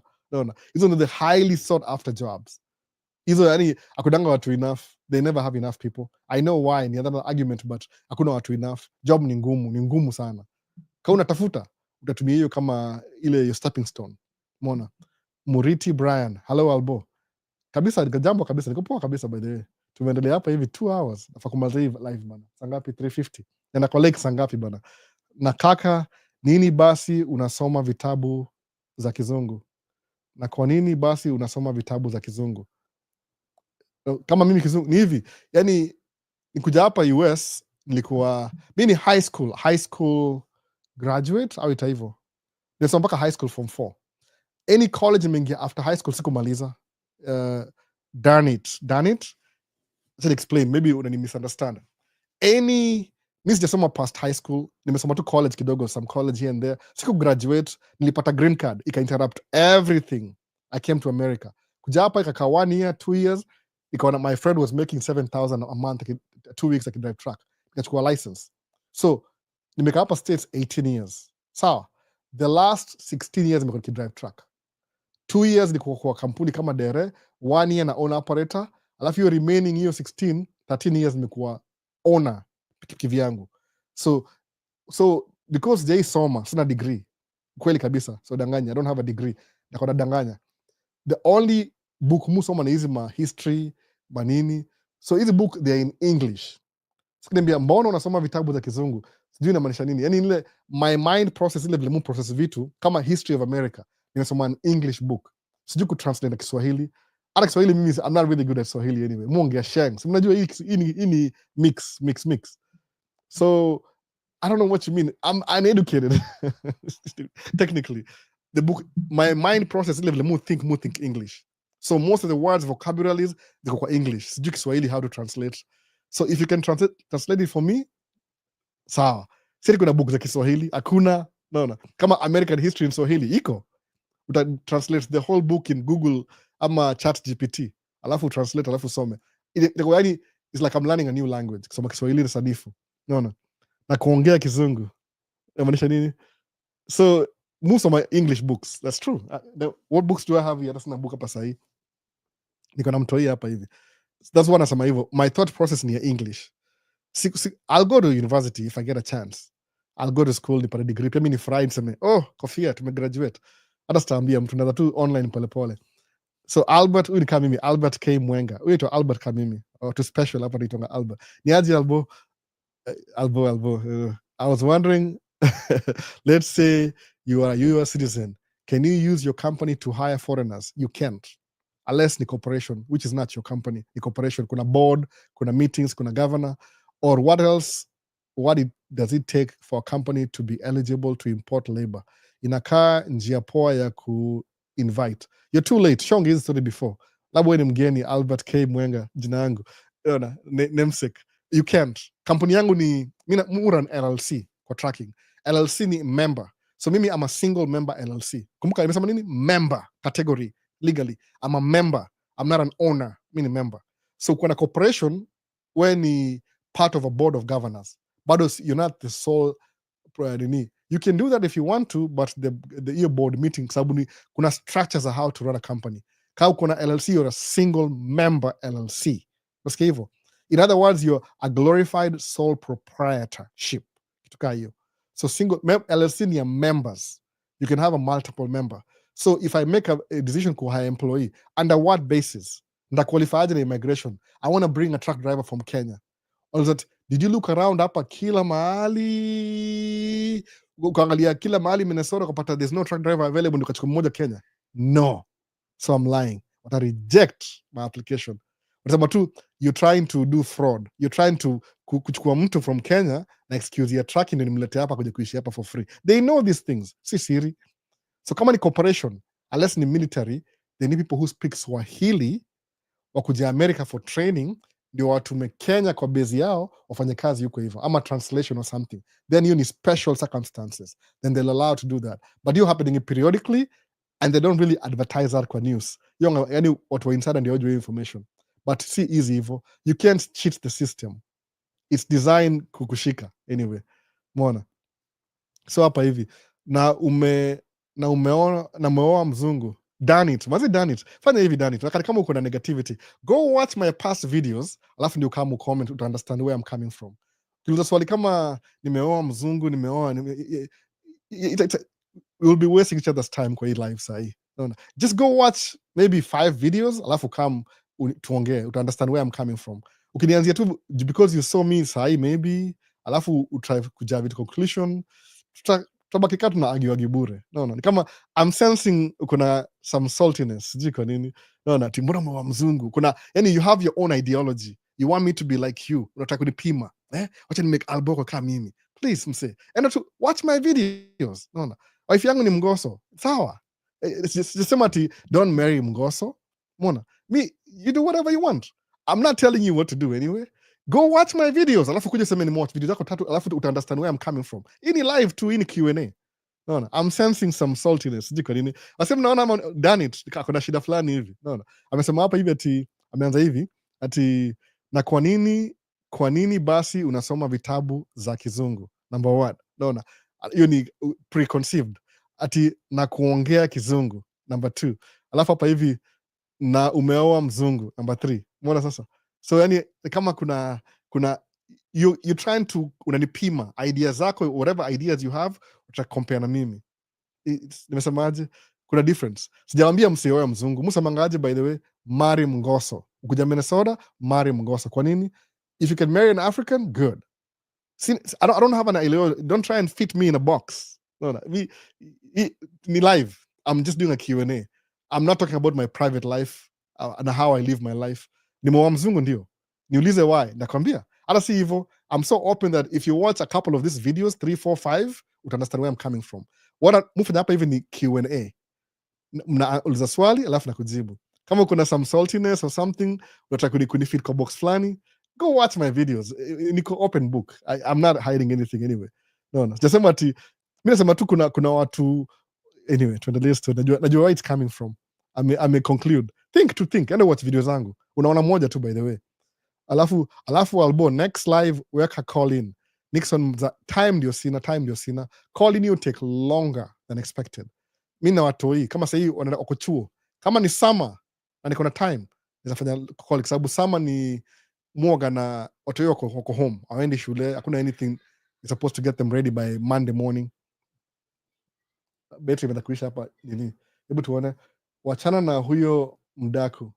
Thanks for nashukuru. Thank you nashukuru. Naona wacha kuconclude vitu, don't put me in a box mse. Naona mi sina, if you define maybe ati mimi please, I'm just nimechoose kukaa hapa hivi mbele na share life yangu. So if you watch maybe a couple, hata ule Edwin Sifuna alisema they don't want to see my face, akawatch video mbili akasema oh you know what, I change mind. Yeah, Albo nime understand. Ameona mudu videos za tracking, mudu kama hii ni live Q&A. I'm not trying to argue, na share to my opinion. No. I'm not telling you to change anything. Siati kuna ati I'm telling you nimongeje kwa kweli. Marry whatever you want. No, kutaka kuwa chali, well, marry unataka. Me, I'm not telling you what to do. Who am I to tell you what to do? Mbona you're trying to put me in a box? Anyway, tuendelee. Nisema kama una waste your time. Kuna maswali hapa sija answer bado mingi. Ni Q&A, ni interaction. Tulimaliza maswali. Alafu Albo, next live weka call in. So Nixon, call in you take too much time. Monday through Friday I'm very busy, but I will try to do that in the future. I will try. Najua watu wameulizia sana by the way. So Johnston Aleph, Albo K, Mwenga, Albert, your namesake, alijibu hiyo swali kwa video zake mob sana. Akona mbona mse, mbona wasema simtumianga chaipe mimi nione, mbona sija subscribe kwa hiyo Albert K? Mse wangu tafadhali, I will look for your channel. Musa, kama wewe ni YouTuber unauliza swali, so niambie tu check out my channel please maze. Just algorithm yangu iko ngine ni favor hivyo. Sometimes I have to look. Kama nikiwatch video ya mtu fulani natoa suggestion nyingine. Kama wewe ni YouTuber, nitumie link I will follow you. Mu spend time kuwatch ma content za Kenya sana by the way. Kwanza hii Maisha States channel yangu, nimesubscribe kwa Kenya peke yake. Maisha States ni relevant. Ile nyingine hata sikumbuki nimesubscribe nani, sababu Maisha States every time nikirestore page yangu ni Kenyan content only. Mtu akudu hivyo. So you Albert K, please share your channel. I want to go watch your channel. Creator, no, utanifundisha kitu. I'm serious. Mimi sijui kila kitu. Utanifundisha. No. I'll watch your video please. Subscribe. So K, I will do that. Acha kwanza phone gani za tafuta na hii hapa hivi. I like your show maze. Only one day I will see myself there. I like tracks. Eric uko poa kabisa by the way. Sana pataje Albert K Mwenga. Which phone? Tafuta kwa hii hapa ama natafuta hiyo channel. Albert K Mwenga, nakumbuka. Sijipenda pepa yangu ilienda wapi. Nipicha pen juu mtu kwa hapa hivi a few minutes ago. Sina pen sahi. Hadi nimesahau maji leo. So hiyo naiangalia, look into it, naona. Si ati kuna any difference, kama tuna agree hata ni poa. Mbona tuna agree. There is a trick. Kama sahi for example, Mungu kama kuna huyu msee nani Owen ni Kenyan American Home. So Owen niko na watching channel zake, sikuwa najua more about it. Sometimes na disagree na agree. Akanipigia simu siku moja tukaongea. We met. So we're not close friends to interact, but Mungu consider a friend. Kwa nini? We have a lot in common, by the way. Yani nikisikia akiongea, I can relate. Maisha yake ni mgoso, ana watu wanne, anaishi similar. Owen na mimi kama tuna life almost similar lives, almost in terms of family life. Naona mimi na watu wanne, kuna watu wanne. So nikisema watu wanne ni hard and understand. Alikuwa interviewed na ule Lucy Mwangi TV. Pia muwatch Lucy Mwangi by the way. Ajika muwatch. Nasema I don't want to comment na sway vote. Muwatch tu silently kwa sababu ni kama tunajua already. So I don't comment na watch alafu na nyamaza. Alafu nini wakaongea juu ya story ya Owen. Aliongea story fulani akasema kitu about the first kid alizaliwa tu hivi, the second kid. Yani story yake ni exactly kama yangu. Sema wow. Sema niliconnect. How did I know that? Exactly what he said is exactly what I would say kama ningeongea story yangu. Sema tuna connect in so many different levels, na ilikuwa somebody was interviewing him. Nikiwacha kuwa interviewed na nani na Ikonini podcast ule Mwaf, sikiza msana, you have so many similar stories. Alikuwa hapa North Dakota hapa hivi, so anajua baridi ni nini. Sasa anaishi Colorado mtu wa Mrima anaishi Colorado, naona yani I can relate. So sisi mati, let me put him in a box. Hapana, Ibra ni mnoma seriously. Ibra kwa YouTube, yani kama alizaliwa kudu YouTube, ako ni natural. Sijui kama maybe ame slow down juu na mtoi. I understand, mimi na mtoi na watoi, sina mtoi. Hata mshanga, you have one kid na uko busy, ngoja uko na wawili ama watatu, ina increase tena, unaona. So unaangalia ngasema you have similarities. Kama Lucy Mwangi, maybe si age group moja, unaona. Kenyan American home ni mtu mpoa. Hapo kwa Trump ndio sikubaliani na yeye ni maga damu, hakuna shida, labda ina benefit yeye, unaona. Musa manga hivyo. Sikiza, by the way, if maga benefits you financially, nafikiri mbona watu weusi wanaenda kulamba rasta ya Trump, they benefit financially. Kina Candace Owen nashindwa, what are you doing? But mimi nile I can't live with myself juu kuna vitu fulani, yani nile samaje, kama hao ndio watu wangu. Hawa si mimi najua mimi ni cross town. By the way, unasemanga hivi kama msa anaongea juu yangu, mbona nimewa mgoso, wife yangu you act kama yeye ni mweusi. You argue na familia yake kila siku, by the way, about his story. Kama brother in law wangu, ni mbaguzi vibaya. Nile tu hiyo niogopa mimi, najua mimi akili yangu imemshinda. Akili yangu haiwezi argue na mimi kwa sababu everything anaongea na mimi nikiongea vitu zangu, zake ni fiction, zangu ni facts. So alitry kuargue na mimi, nikam shut down in 2 minutes. Very haraka tu yani. So hiyo ogopanga argument yangu. Hiyo argument sister yake ndio najua maybe atawin sister yake, alafu I know mimi ma in-laws wangu ni madamu maga wote. Si ati ni siri, by the way.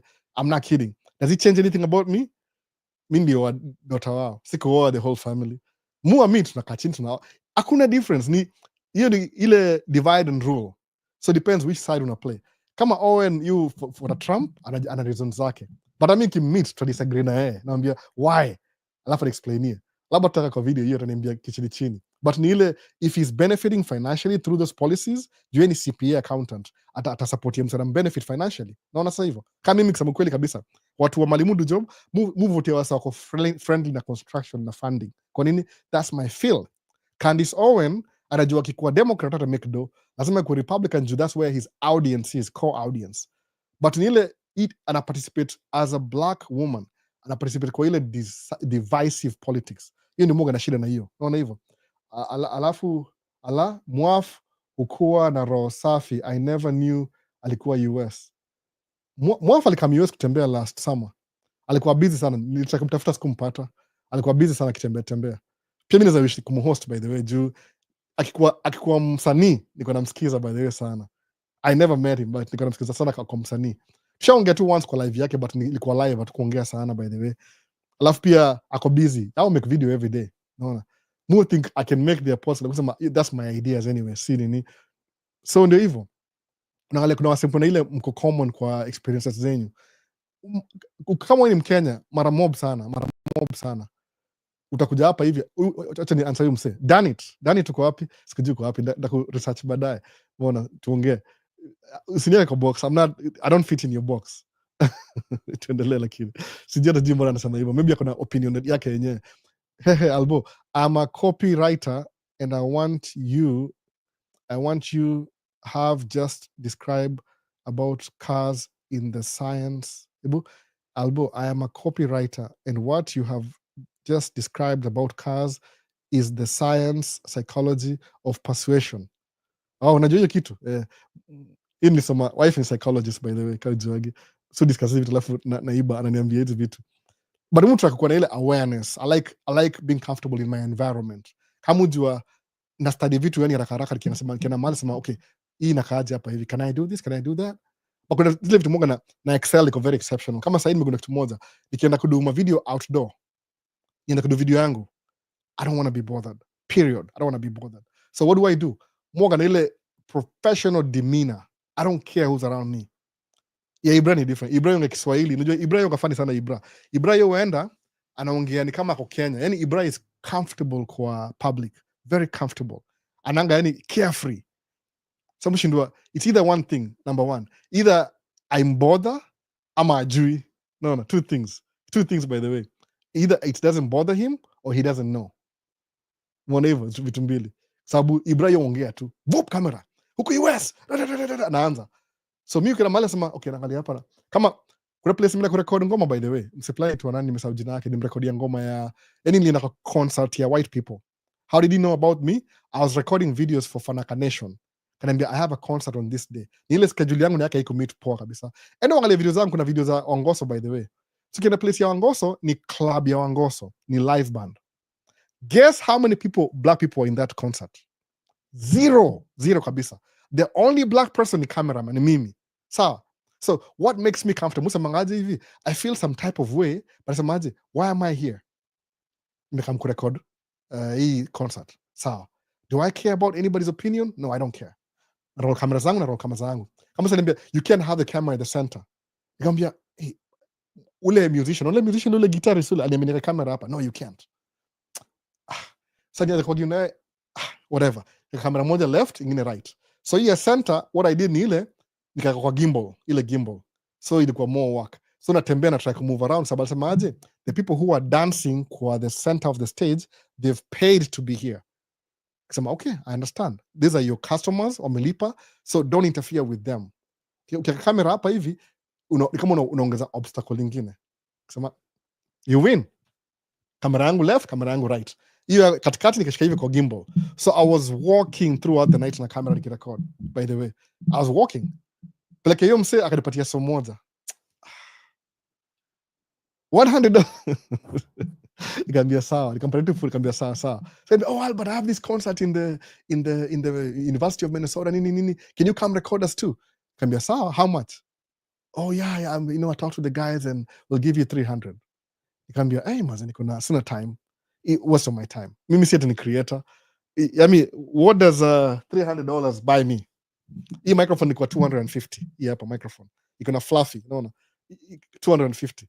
So if I'm using na bring equipment ya 20,000 to shoot video, alafu you pay me $100 for 5 hours, doesn't make any sense to me. It's a waste of my time.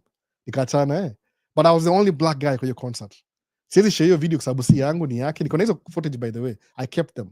Nilimpatia zote pia, by the way. Hajaifanya anything. Kwa sababu semaje, we are a small band, tutakuwa na mavideo ndio tujimarket kwa Europe, kwa nini? Kwa sababu au do macover songs za watu. So ile kuentertain mababa hivi, which is lucrative. You ni part time. Akona job yake full time. Yani sound guy kwa is a sound guy kabisa, but he will play guitar as a group. Akona group yao guitar band. So ataka record, ndio that's exactly what I'm doing na Fanaka Nation. Fanaka Nation akienda kudu concert, record, alafu ndio atumie hiyo kama marketing video. Unaona sasa ile kama so, but ile pia realize ukipatia mtu for free, are taking it very seriously. So $100, nikisema sawa tu, it's waste of my time. Sasa every time nipigia simu msema excuse, I'm too busy, akachana mimi. Umeona sasa? But I was the only black guy, kwa hiyo ni yote hiyo. Awareness najuanga. So Ibra, kama either he doesn't know ama he doesn't care. One of the two things. More gonna care. Kama sini niko park, nikafly drone yangu, I'm not bothering anybody. Nishaangalia rules, nishasoma kila kitu. Okay, allowed, okay, sawa, nishamaliza kila kinaenda. Kama hiyo concert ya jana nilimiss ya Black History, walisema no cameras, no photography, no video. Waste of my time. Niende huko, by the way, nikaona sitaki waste time hapa. Kama si record, it doesn't make sense to me. Lazima ni share content yangu. Niko na Maisha states, naona. Alafu uzurie hii video pia ni ile kuna audience. Mwangalia audience. Tuendelee anyway. Hii ni story mob. I'm getting too personal. So, it's an quick question. If someone invites me to the US, naweza nitumie visa au lazima niende embassy? And kama kuna visa already, Mwaura, kama kuna visa already, that is, I'm assuming, kama kuna visa already, use your visa but have paperwork. Sababu kama kuna visa ile ya 5 years, suppose ulikam kutembea hapa US for 2 weeks, karudi Kenya, you have a visa is valid for 5 years. Because you travel here for your purpose, then you went back to Kenya, your record is good. Good record. Didn't say Nike 666. Ni kama it means anything. The mark of the devil 666. Okay, it doesn't matter. Your record is good. So the next time you want to travel, make sure ile barua iko legit. Kwa nini? Some of my friends is inviting me for a baby shower, for example. So hautaenda embassy because you have a visa already, but they'll ask you a question at the port of entry, alafu make sure angalia time yako ya ndege. But ukifly ukifika hapa, kama tuseme unafika hapa kama ni Minneapolis, ndege international from Amsterdam hiyo ingia hapa ishafanya kazi airport 11, 1 na 3, hizo ni time. So make sure if you're arriving here at 11, 1 or 3, your host ako available kwa simu, because they'll ask you what's the purpose of your visit. Baby shower, my friend, for how long? It's about a week. Okay, let's call him, give us your number, apiga simu, lazima uko available. Nishapigiwa simu, by the way, mother kapiga simu, hey, Albert, your mom, oh yeah, they're coming today, I'm waiting. Okay. Yani akuuliza ti, hey, is there somebody? It's very tricky. Wanakuuliza swali yani kama general, kama niambia, hey, there's this lady, her name is blah blah blah blah blah, karibu sema jina ya mother, she's at the airport and she says she's coming to visit you. Yeah, that's my mom and my dad, they're coming for the okay. Wanapiga simu, by the way. So lazima kustand-by na simu, alafu utaingia na hiyo visa. Sawa, it's Ann Mwaura. Alafu Ann Mwaura ukishaingia hivi, nipigie simu. Hata ni text, whatever. So nipigie simu, wewe ni dem, itakuwa wife atasema, who's that texting you, this girl? Text. Battery exhausted. Gani imekuwa exhausted? Hata sijui ni gani, by the way. Goodness. Which camera? Ya kamera moja. Live karibu iishe. Imeisha battery. So tuendelee na hii side bana. So hii itakuwa recording. So I'm not looking at both screens sasa. So itakuwa hivi, which battery is exhausted. Ile pale, kwani sikucharge? Nilisahau kucharge. So ikuwa hivi, ukishaingia states hivi, ukishaka 1-2 weeks hivi, nitafute tu communicate, nikwambie the next move. Ukishaingia hapa hivi, alafu utaona nakwambia look for a lawyer, angalia options zako, kama ni chuo, kama ni something, tuendelee tu story baadaye. Anyway, ni hivyo basi. You can, but make sure iko legit. Live karibu ishe saa hii. Albo, Orania inakaa kama majuu. Hata hao ni za bricks kama Minnesota. Ni za bricks. Very beautiful. Money, everything. Yani, vile explain hiyo story ya Orania vile inakaa, ile walisema nini? The way they get their funding, how they run their government. It's a really good model, by the way. I loved it. Walisema, and it's a very good model. I want a political party, wako na party yao, everybody's involved, kuna watu wanadu, yani it's so organized, naona, because they know, wako na ile agency, they know what they're dealing with, naona. So namaliza TikTok, by the way, juu hapa hivi, kama uko TikTok, kuna few questions, come YouTube. Kuna wase 14 TikTok, come YouTube. Namaliza TikTok, karibu nimalize, battery karibu ikufe hapa hivi. Camera battery ishakufa already, by the way. So hii part ya recording, mtu anakuwa recording ile next week nikipost. So niko kwa hii side camera hapa sahi. No. I had to activate. Mwanga na backup camera. So wasa TikTok kama hivi. So ini hivi, 2 more questions alafu tumalize. Ama ni 3, ama ni 1 2 3 4 5. Okay, imekuwa mob. Orania. Sawa. Karibu tumalize hizo maswali.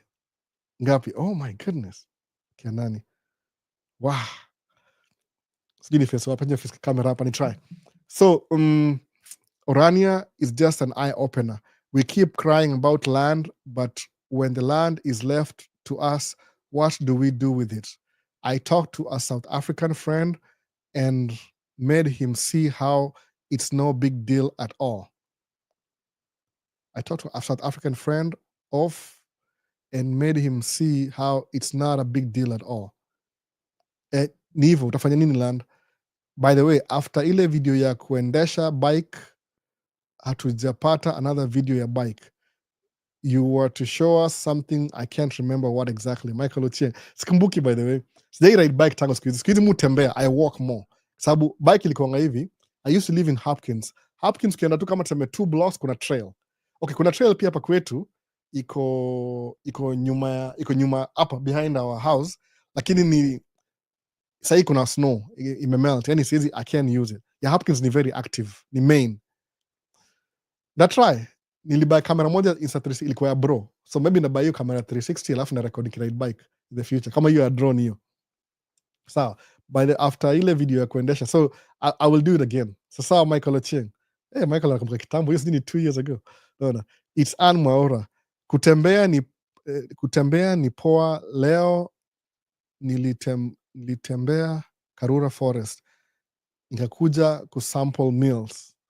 Oh, kutembea ni poa. Actually, one of the easiest exercise kudu ni kutembea, especially with friends. Oh man, you don't even feel like you're exercising. No. Ni muenda kwa hizi ma events iko outdoor, alafu kuna watu wengi.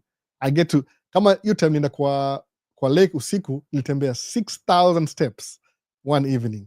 Plus ile asubuhi 3,000 niko na 9,000. Mtu ya kumit goal yangu ni 10,000 steps per day. Do you know how hard it is to make 10,000? Kama niko tracking mudu 3,000 hivi most. Nikidu 6,000 nimejaribu sana. But pia nimechoka, niko fatigue. I will come niwe food tester kwa hiyo content. Vini, I wish, mazee. Vini, I love to. Before unone. Tuko wawili, I would love to, by the way. Naenda ni buy meals zote. You'll make me do it today. Naenda KFC na the whole menu. I would love to. Tutaongea Vini, tutaongea. So Vincent, acha niende, maybe nitanona. Utanona, by the way, utanona sana. McDonald's utanona vibaya sana. I would say chips zao haziharibikagi, by the way. Chips, nimesema chips, nimesema fries, chips haziharibiki. Tupa hivi zinakaa hivyo forever, ziko hazijaiharibika. Ni unnatural, unaona. Au anyway, story more. Lakini huyu msee ni racist na ni raw, very raw. Imagine aliambia wazungu wote wa SA wakuje wapewe makaratasi. Unaona hivyo? Alafu New York alikuwa anasema watu weusi wanyongwe all because of petty crimes. Hiyo ni ile the Central Park 5. Unaona? Au kunyongwa ilikuwa yani walikuwa these people they were accused of killing a lady. They didn't do it, but they were in jail for 30 years anyway. Alichukua full page ile tu, yani anapenda zile ma dog whistle. Anything ina hamu Afrika inamfurahisha. Alafu namvotia. Think about it. Anything ina kuhamu kama Mwafrika inamfurahisha. Thank you. Alafu namvotia. Alafu sema ata change ni different kwangu. Okay. Endelea tu hivyo. Naona. Eti kukushikanisha we lazima ilikuwa award. Kushikashika. Oh, wanadoing hivyo. Everybody was doing, ilikuwa kwa melewa, ilikuwa they sell alcohol kwa hizo place, by the way. Alcohol kwa hizo magame za football, ice hockey, nini ingine nimesahau, Excel Energy, Twins, baseball. Au za pombe. Very expensive, by the way. Pizza, the whole pizza ile kubwa kabisa ni kama $18. Ukienda kwa hiyo, kama tulipewa tikiti za free za kuenda kwa baseball na wife, one of my friends ange make it, akatupatia free tickets, tukaenda huko hivyo. Pizza whole, ile the whole pizza hivi, ile whole pizza ni $18 hivi, for example. Alafu ukienda kwa baseball, Twins, pizza slice moja ni $10. Ina slice ngapi? 8. So imagine pizza full kawaida ni $18 ama $15. So pizza moja, slice moja ni $10. So by the time wanauza pizza 8 ni $80, ni kama buy pizza 4 za kawaida. Alafu pombe glass moja hivi ni sijui $16. Na wasora nunua bado. Kwa nini? That's how they make money. Sababu once umeingia ndani umelipa tikiti, they want you to consume. That's how they make, wana raise pesa yao kuuza bia na kila kitu. So people were drunk. Sababu ilikuwa tu it's a party, by the way. Ni ile tu, it's so cold outside. Most events ziko indoor sahii Minnesota. Kwa nini? Sababu you want people to come and make money anyway. America economy hiyo endelea. Whether it's cold or it doesn't matter. Kama Mall of America ni indoor. Naona kuna anytime ma dealership siku hizi ukienda kwa showroom ya dealership ni indoor Minnesota. Kwa nini? Because they want you to buy cars in the winter too. Wana prolong ile sababu summer ndio watu wako nje, they're walking. So most of the things sahi kuanzia November mpaka April ziko indoor, 4 months indoor. Kuna baridi nje. Ifika spring hivi May, tunataka nje, unaona? Kama ile video yangu ya Eden Prey wala mademo ki dance nini? Irish dance. Watch tena, by the way. Rings of Kerry. Mademo walikuwa tuma underage, by the way, mademo. Walikuwa wako high school. Ilikuwa kama Hopkins High School ya nini. Anyway, tuendelee. That was a temptation that was about to be disastrous in your life. Instinct kicked in. Mi najua. I come on. Siwezi do vivika hizo. There are too many WTs. No. Singetoboa hapo hivyo, ningeaccuseiwa. No. Yeah, nitakaa mceleb. Nitakuwa celeb. Hata Ann pia utakuwa celeb kuja hapa hivi. Tatafutwa vibaya sana. Unaona? Carrington locked in. Carrington pole bana, najua hiyo kama mapema lakini alichelewa. Nimechelewa leo sana by the way. So done it sawa, umesema sawa. Just go watch my videos, done it please. Usiniweke kwa box bana. Mimi niko very open minded. Sikuwagi political na comments too by the way. Si ati niko na set beliefs. I'm very flexible. I'm very liberal by the way. I accept most things. Umeona? Hata siongea mambo ya Christianity sana. Hata naweza criticize, naweza for against, niko very neutral. Usinijaji na video moja bana. Just go watch a little bit. Unaona? So ati mimi ni mweusi nitachomeka na jua. Nishazoea kuchomeka na jua. And how do you people get hizo jobs za serikali? Is it not competitive? Sasa sisi tuna provide job ya kama yani ina work out, kwa sababu unaangalia where is the need, alafu you place yourself where the need is, alafu every time it trickle down na kufikia. Naona not everybody will go and buy their own truck for 200,000. Rare people do that.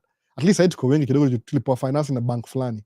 Sasa Zakari, nimemaliza hiyo story ama utapata job tu. Hiyo si competitive kwako, hiyo ni job ile, it needs people. They don't have enough people. Naona you can have a call. You can have a call in once in a while. We understand your schedule. Labda nianze mapema kabisa, nianze hata before kama mko 7, nianze mapema kabisa on Sunday. But na watoto wao wacha tu, najaribu next time. Done it. Why do you just ask a question?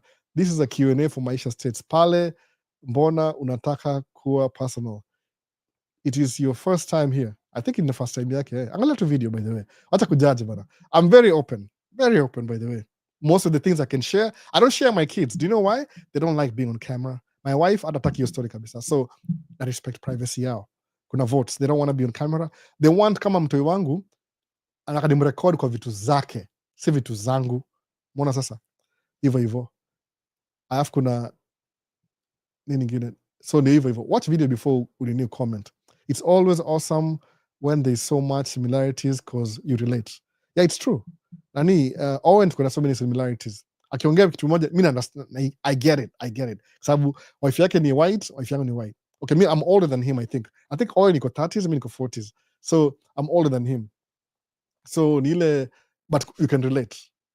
Kuna vitu tunaweza disagree, kuna vitu tunaweza agree, lakini hiyo ni personality. Everybody is different anyway, but most of it mu agree na yeye. I know where he's coming from, sababu kukuwa na interracial relationship kuna vitu yani zile you have to live with them. Umeona, not everybody kwa familia atakupenda, so uta focus na stories zako. Unaona, mtu akiongea ule Corey the Traveler, najua yuko poa, but unajua Corey the Traveler you do YouTube ni something strange, alafu nitakucontact naye, lakini I think wakoshatoka Kenya already. Video zao ziko sijui 1 month late, so I don't know what he's doing, but musema tu I would like to kuongea naye nijue anaendeleaje, ile kama tu welfare check.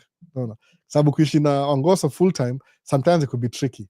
Mimi kuna wase kwa familia wanipendi kabisa because they've never met me, hawanipendi kabisa. Wako na ile prejudgment, pre everything, they don't like me period. Najua by the way, but after some time you know, wait a minute, he's different according to their perception. Hawanijui kabisa, umsi ako different, anadu hivi.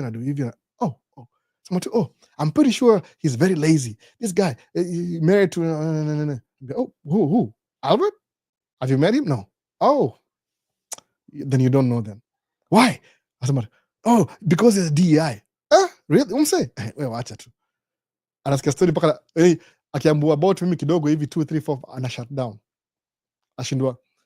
Which is good by the way, sababu mimi just existing kwa hii familia ya Wangoso na nimewa Mgoso wao, I'm changing the narrative, ile perspective yao.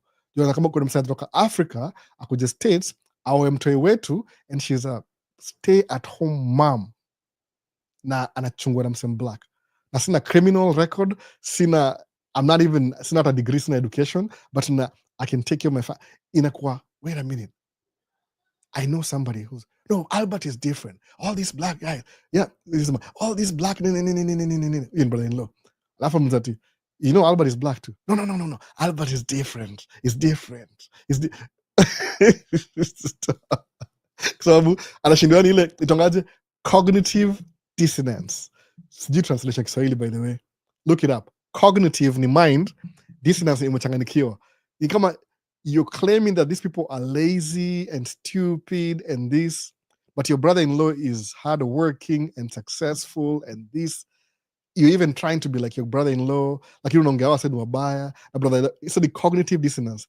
Umechanganikiwa, naona you see somebody ako black na ako poor, but you still ile, you're holding on to your hatred of I can't let go. Anyway, ndio hiyo sasa cognitive dissonance. And we'll look up your word, by the way, inamaanisha nini. That's what goes through his mind. Umechanganikiwa, you don't know what you're doing. So ndio hivyo bwana, unaona hivyo. So it means if you can have 4 kids in the US, that things are working out well and better than having them here in Kenya. Any kuna childcare very expensive, shule or private school. So kuna ile musema kama vile nilichuzi path yangu ya kuraise watoi wangu is slightly very expensive than regular. Hata kuna wasemu jua they even spend more than I do. Kile mulipa for one kid the whole year school fees, I'll lipa double. But that's what they want class ya watoi. Nijua hapa hivi kwa mtu black lazima work twice as hard just to be average. So give them the best life possible. Kwanza wangu wako mixed. So wako ile aspect ya black pia. Watakuwa accepted na rejected at the same time. Na both communities. So mujoga hivyo. So musema I'm trying to give them the best shot or succeed. So inakuwaga I have to work extra hard. Sababu sometimes kwa watu black they are white. Kwa watu white they are black. So no, it's a big deal. I don't know why me and her mom hooked up alafu tukakua hivyo. But ni life, man. Ni life. Juu mto yangu kwanza ni black, pure black breed, black kila kitu. Au wengine watatu ni mixed. There's a reason why. That's just part of my story. I can't change that. Dani itakao jui. Dani itajua story yangu. Atajua story yangu nijue why did I end up in this situation. Kama ni situation that is. It's my life. I don't pick my life. Na power through to it. Unaona. Watch video 2-3. Unaona. So ndio hivyo. So 4 kids is not easy. It's very expensive. Ni kama kuwa na Audi. Ni very expensive. It's not easy. No. But you work harder. I will rewatch to hear the answers. Too sleepy. Sasa, kuna shida. I started a little bit late too. Nixon Kipkoech, dump truck na long haul. Which one has high returns business-wise? Nasema dump truck, but start off with over the road kwanza. Umeona? Up here over the road kuna money, but I don't know. Mu prefer dump truck. Battery exhausted, both of them. Wah! Leo sina bahati. Chene kama narescue hizi kamera. Wow. Maze, kamera imezimika wase. So ndamanza live. Ndaansa hizi questions offline. Sasa nisahau kuplug in, I think. I forgot something. Sijui nini kabisa nisahau. So too late. Acha nianze question kama in the dark. Naona imezimika zote. Sijui hata kama niko on. Hakuna. So ndaanza kwa recording basi. Sema hivi. Dump truck. Kuna ule Nixon Kipkoech dump truck or long haul truck. Which one has the highest return business-wise? Kuna dump truck. Next nani? Kuna hizo places zenye how usema no recording ni sijui uniudhi sana asema hivyo an sasa asemanga hivyo sawa, thank you nini an hivyo ile no recording asema hivyo juu ni private premises, so wakiona too many people recording kama una interfere na business yao. I get it, by the way, it's true, I get it. I'm telling you, imejiandika kwa screen battery exhausted. Ndio hivyo basi, imezimika. Alright, thanks, itakuwa first time kufika huko, thanks. Asema nini nyingine? Ameishia sawa. Na mazatuzi hizi kwa on. Hii ni recording, by the way, kauli misile live, hii ni recording, umeona. So tena Anna asemaje? It's Ann, naenda kulala. Sawa, good night Ann Maora. So yes, Trump ni pressure, all shall be well, mko poa tu ndani, wacha ni doze, kesho natafuta kazi, jobless as ish. Sasa nimechelewa sana leo, by the way. So kuna nini? Kuna niko live though. Albo, wewe na Ibra mnaishi tao moja.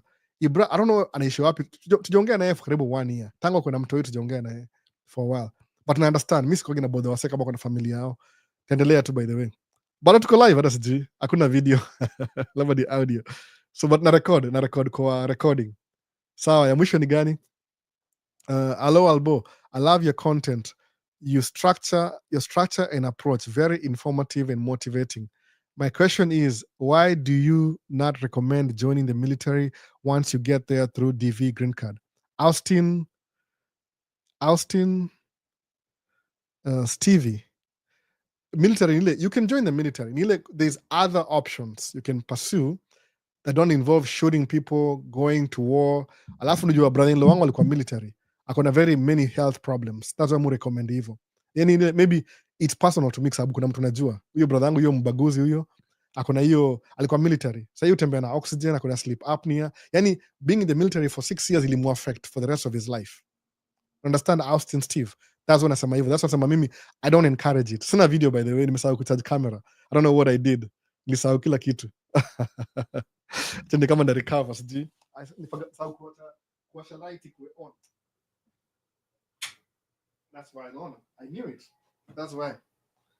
Nilichelewa live nikaanza ilianza vibaya. So kama ita charge sawa, isipo charge hakuna shida. Watamaliza tu. So musema hivi, ukienda military, unaweza end up kuona zile so many unnecessary health issues caused na hiyo when you were there. Mwona sasa, so I don't know what to do. Ni poa kufanya hivyo. Will the cameras come on really? Hata sijui. Nimesahau kuturn on. Hii kuchelewa ni mbaya sana by the way. So, but iko recording. Kama na miss any session hapa kuna recording. I'm reading all the questions. Hope niko live bado hata sijui. I don't even know. Niko bado iko live. Sasa kuna RM Creations, Creative Mindset. Most of them are ignorant. Mimi, I stopped associating myself with ignorant people. Kwanza, if you have blood ya racism, I walk away without apologies. RM Creative. Sometimes, I mean, familiar. What do you do? You have to be the change that you believe in. Nimekota Obama manini? Yeah. Be the change that you believe in. Sometimes when they see you doing good, you can soften their mind just by your presence. Naelewa sasa. RM Creations. Please, usiogope, walk away. Kama kuna kitu you can do, just do it anyway. Mona. Aya. I'm as alive sasa. Niko live bado by this, but camera zimezimika. I forgot to turn on the man. Hii kuchelewa hii. Tumejipata magizani. Sasa namaliza tu sahi. But kuna recording itakuwa na everything. Mu record by the way. Nisema mu backup. Niko na audio backup na kila kitu. Tumejipata gizani. Hakuna shida. Kamera zimezimika. I forgot. Ndio nimeanza late kidogo, so ile nini yangu ilikuwa thrown off kidogo. If you're able, can you be able to join to jot down the questions and make them a topic to discuss ukiwa rodi ama live session? It's suggesting. Comment below by the way. Add. Kama kuna anything, comment below. Sababu muangalia questions zote by the way. Musoma zote. If you comment on the page, mu like kwanza. Niki like, that means I saw it. Acknowledgement. Alafu na kama naisoma baadaye when I have time. Muona. But ukicomment every video, every live iko based na previous week questions by the way. That's what kwa Q&A. Vincent, just proceeded. We can hear you. Sasa, just proceed. Sasa. It's weird. Ilikuwa camera battery ita take some time kucharge. Nilisahau kuturn hiyo switch on. Man, mwanga hivyo, I'm a character, mwanga routine sana. So if you throw me off a little bit, nitakuwa off the whole day. So nilisahau kuturn ile power on. I thought I did, nikasahau. Ilikuwa off all that time. So just proceed, we can hear you. So questions za mwisho. Bado sasa maswali na giza. Sasa vidi naendelea basi. So kwa hivi, you're still in darkness but we can still hear you. Sasa namaliza. Tokea zimeisha, token zimeisha. Hapana, kamera imezimika. Nilikuwa nikianza kamera, mu plug in camera kwa power directly because najua inakaa more than maybe 3 hours. Ile una plug in directly. So what I did, kuna switch moja nilisahau ku turn on nikianza. Because nimeanza live late, niko nakimbia hapa kuanza live, le wifi alikam late kidogo. So that's why.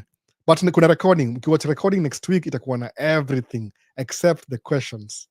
Mwona sasa itakuwa poa hivyo. So alafu albo huko au walami, for example, unaoa kwao lakini wanakuanga na hizo stori za dawari. Hakuna dawari. Zakari Ngigi, wewe kuja hapo ukuwe construction worker uendeshe hiyo bulldozer, hakuna dawari, ni free. Wase, okay. Come closer. Amnioni. Wase wangu bana. Nasikia. Utabuy ring. Ring could be expensive, itakuwa cheap. Hakuna dawari kwa ngoso, utambuy ring. Kama ni demo ring by the way. but it depends how rich you were. Kwa sababu wasemangaje, ile wasemanga hivi, ring lazima ikuwe hivi, your salary every month. Kama una making it 10,000, lazima ring ikuwe 3 times your salary every month. So itakuwa 30,000. Tamba ya ring ya 30,000. That's it. Lakini dawari ni free. No. Alafu kuja zaka ringigi, the reason watu huwaga na waongoso ni juu ya makaratasi. Unajua ni upendo, ukiwa mtu kwa upendo kama ni raia wa Marekani, anaweza petition alafu upewe uraia pia wewe. Simuona sasa. Lakini dawari hakunanga dawari. Kama uko bro, kama unapatanga 2,000 tambaya ring ya 6,000. That's it. No, si big deal. Ni free by the way. Mi wife sema nimpatie dawari, lakini msema aje, hiyo si culture yenyu, ni culture yetu. So forget it. I got you for free. But muilipia kila siku by the way. Sistake, my sister in law sema aje, yeah, you got her for free but you're paying for it every day. Kwa sababu ni stay at home mom. No, it's true. But hiyo doesn't really matter. Kunanga dawari. So Nixon Koech asema aje, okay, I will give you a call. I'm in Canada. Nipigie between Monday na Friday. Naweza pick up. Kama sasa nakimbia kwenda kumeet DJ nani? DJ Vinsky ama kitu hiyo. Sijui. No, alafu Ed anasema nini? Anacheka tu hapa Ed. Ni free. Hebu niambie kama wewe ni chali chipukizi. Acha nibe kweli kabisa. Niliongea na Vin Vincent. Ule msewa ule Vincent and Lenny. Niliongea naye kama December hivi. Alishika simu, nipigie kashika simu. Nikamwambia Vini, itoka Vini pia. Pia itoka Vincent Otieno kama Vincent Otieno huyu wetu hapa hivi. Nasema wetu. Alisema nimwambia tafuta dem ngoso wa States. Wachana wa Ujerumani, wachana na Spanish, wachana sijui nini, wachana na hao mademu wengine na kuwestia time. Tafuta demu wa America, alafu muoe. Akoke majuala. Angalia Corey the Traveler. Si yuko States sahi, yuko Ohio huko hivyo sijui kwa, but yuko States bado, anangojea green card. Hiyo ni perfect, I don't have to tell you, hiyo ni perfect example. Angalia Corey the Traveler. Ameoa dem Kenya, amemaintain na yeye, amekuja States. No other comments. Tafuta demu wa maana, hata kuwaste time na sijui demu sijui wa wapi. Naona is it advisable nikuje bila papers? Masi Ndegwa kama nini, watch papers. Kama unakambila papers Masi Ndegwa, mimi nakwambia kweli kabisa, Masi Ndegwa, kuja uolewe. Don't even think about it. Kuja uolewe, kuja hapo visit, ukae 90 days, tafuta chali, anza kuongea naye before kuje. Kama ni dem, kama ni chali, kuja uoe. That's the only, before itolewe. Hii ni provision kwa sheria halali, kwa sababu hata kama unachukia kuolewa, unahitaji makaratasi ndio ufanye biashara, uishi hapa bila shida. So kuja hapa alafu uolewe ama uoe, alafu huyo mtu umeoa akupetition, ni kama na kuadapt, upate makaratasi, alafu malize story. Sasa Vini tumalize video bana. Hii yote kuna recording by the way, kama mmemisi recording mtaiona. Hata amoni vile mimi na dance tu hapa na muone. I wish ningeona. Kama inarudi sijui. Inarudi pia. Hebu tuone. Imewaka. Kama itarudi, hebu tuone. Kuna video kweli? I don't know. Imerudi basi. Sasa kamera kimezimika, imecharge battery at least some few minutes. Sasa hii ni kusema bye sasa. Nimerudi by last minute. So I'm visualizing your facial expressions, Michael Chege. Atikuja so hivi kuja karibu. Ukuja States, kama wewe ni dem, unaolewa na mtu wa America, raia. Bado iko kwa sheria, ni sheria by the way. Unaona, kuja karibu. Sisi. So kuja karibu, unaona. Kama wewe ni dem, ukuja hapa hivi, unakaa hapa 90 days na visiting. Kama uko na chali, unamuoa na kwa raia. Kuna raia niambia albo atakufungua business, sasa utakuwa legal. It's still in the law. Trump hajaitoa bado hiyo. Si pia alioa mtu wa immigrant. Muona sasa, itakuwa hivyo. Sawa. Kamera ilizimika, imerudi sasa. It's back. But tunamaliza video, imeenda over 3 hours. Musa manga 3 hours maximum. Walami kuoa ni free. Lakini hao wetu ni bill kubwa. Unajua, actually, for example, can I say this? Itakuwa divisive. Okay, nimeona Vin akona best yake moja itwa sijui ni nani udem. Ni Mu-American. Nimesahau jina yake. Kuna udem mfupi huyu alikuwa na sijui ni Teddy and something. Ndio na sijui Tuko walikuwa makapo. Wamewachana saa hii. Kuna huyu Vin akona Vin. I can't say it right, itakuwa in social media, it will come and bite me later. Thanks a lot for your time. Sasa wase, nimerudi basi last minute. Camera 2 hakuna, camera 1 ndio hiyo basi. Nimesahau kuplug in. Tafanya hivi, tuendelea baadaye basi. Any part mmemiss itakuwa kwa recording. Ile kwa na record video hapa directly. So we'll see you on the next one. Wacha nitry kwenda kwa lake. Ni make video na DJ Vinsky kama atakuwa available. Baadaye basi. Peace. See you on the next one. Naona. Nimesahau comment nani mmoja hapa. Nani huyu? Alexis, oh Alexis. Ama ndio mnaona Kenya, mnaona kama wako 9 out of 10 ukuja states. Watakuwa kama 4 ama 3 hivi. Naona. Ni vile tu juu wako pale Kenya ni exotic. Ndio the only dem mzungu naona. Muona wazungu every day. So unajua, I mean, wale wazungu naona, yani kuja kwa ile kama sasa vile wa Afrika, kama huyu dem boy amechanganikiwa juu amekam Kenya anapata mse kama Ted you build my muscle. Unaona, si mnaona kama mimi. Ndio mimi sinanga time. Mimi hii ni fatherhood hii. Unaona hii? Man boobs, mafuta hii. Hii ni ku work hard. Hii si ati ni kitu naanza na gym. If I had nothing to do, sina time, ningekuwa na gym hapa kwa hao, ningekuwa na muscle. I have to go to work. Unaona, mimi ni kabuda. But hao ukuja hapa sawa wewe chali kuja states hapa hivi. So wewe unakuwa wewe ndio exotic. Unaona, unakuwa minority. Utakimbiliwa by the way. Nakufundisha the game by the way. But lazima ukuwe na do. Usikuwe tu ule falafala una ene. Lazima uonekane kama kuna gari fulani, kuna do fulani, hivyo hivyo. Umeona? Nipigia bro hiyo hesabu, buliza bro. Alikuwa nimpigia bro, kaambia bro, bro ashaiona already. Atawaambia. Namuita interview awaambie. As long as unakaa kama kuna hao yako, kuna gari yako, kuna finances, umejiweka poa, unajua kuvaa nguo. Hata kama una bibi utapata bibi very, hata madem ni hivyo hivyo. Madem sijui, mimi si dem, mimi ni chali. I can speak from one side only about chali. But madem pia huwezi kosa. Sasa wase, piece ya pili ya Maisha. See you on the next one. Baadaye basi. Tumalize end stream sasa.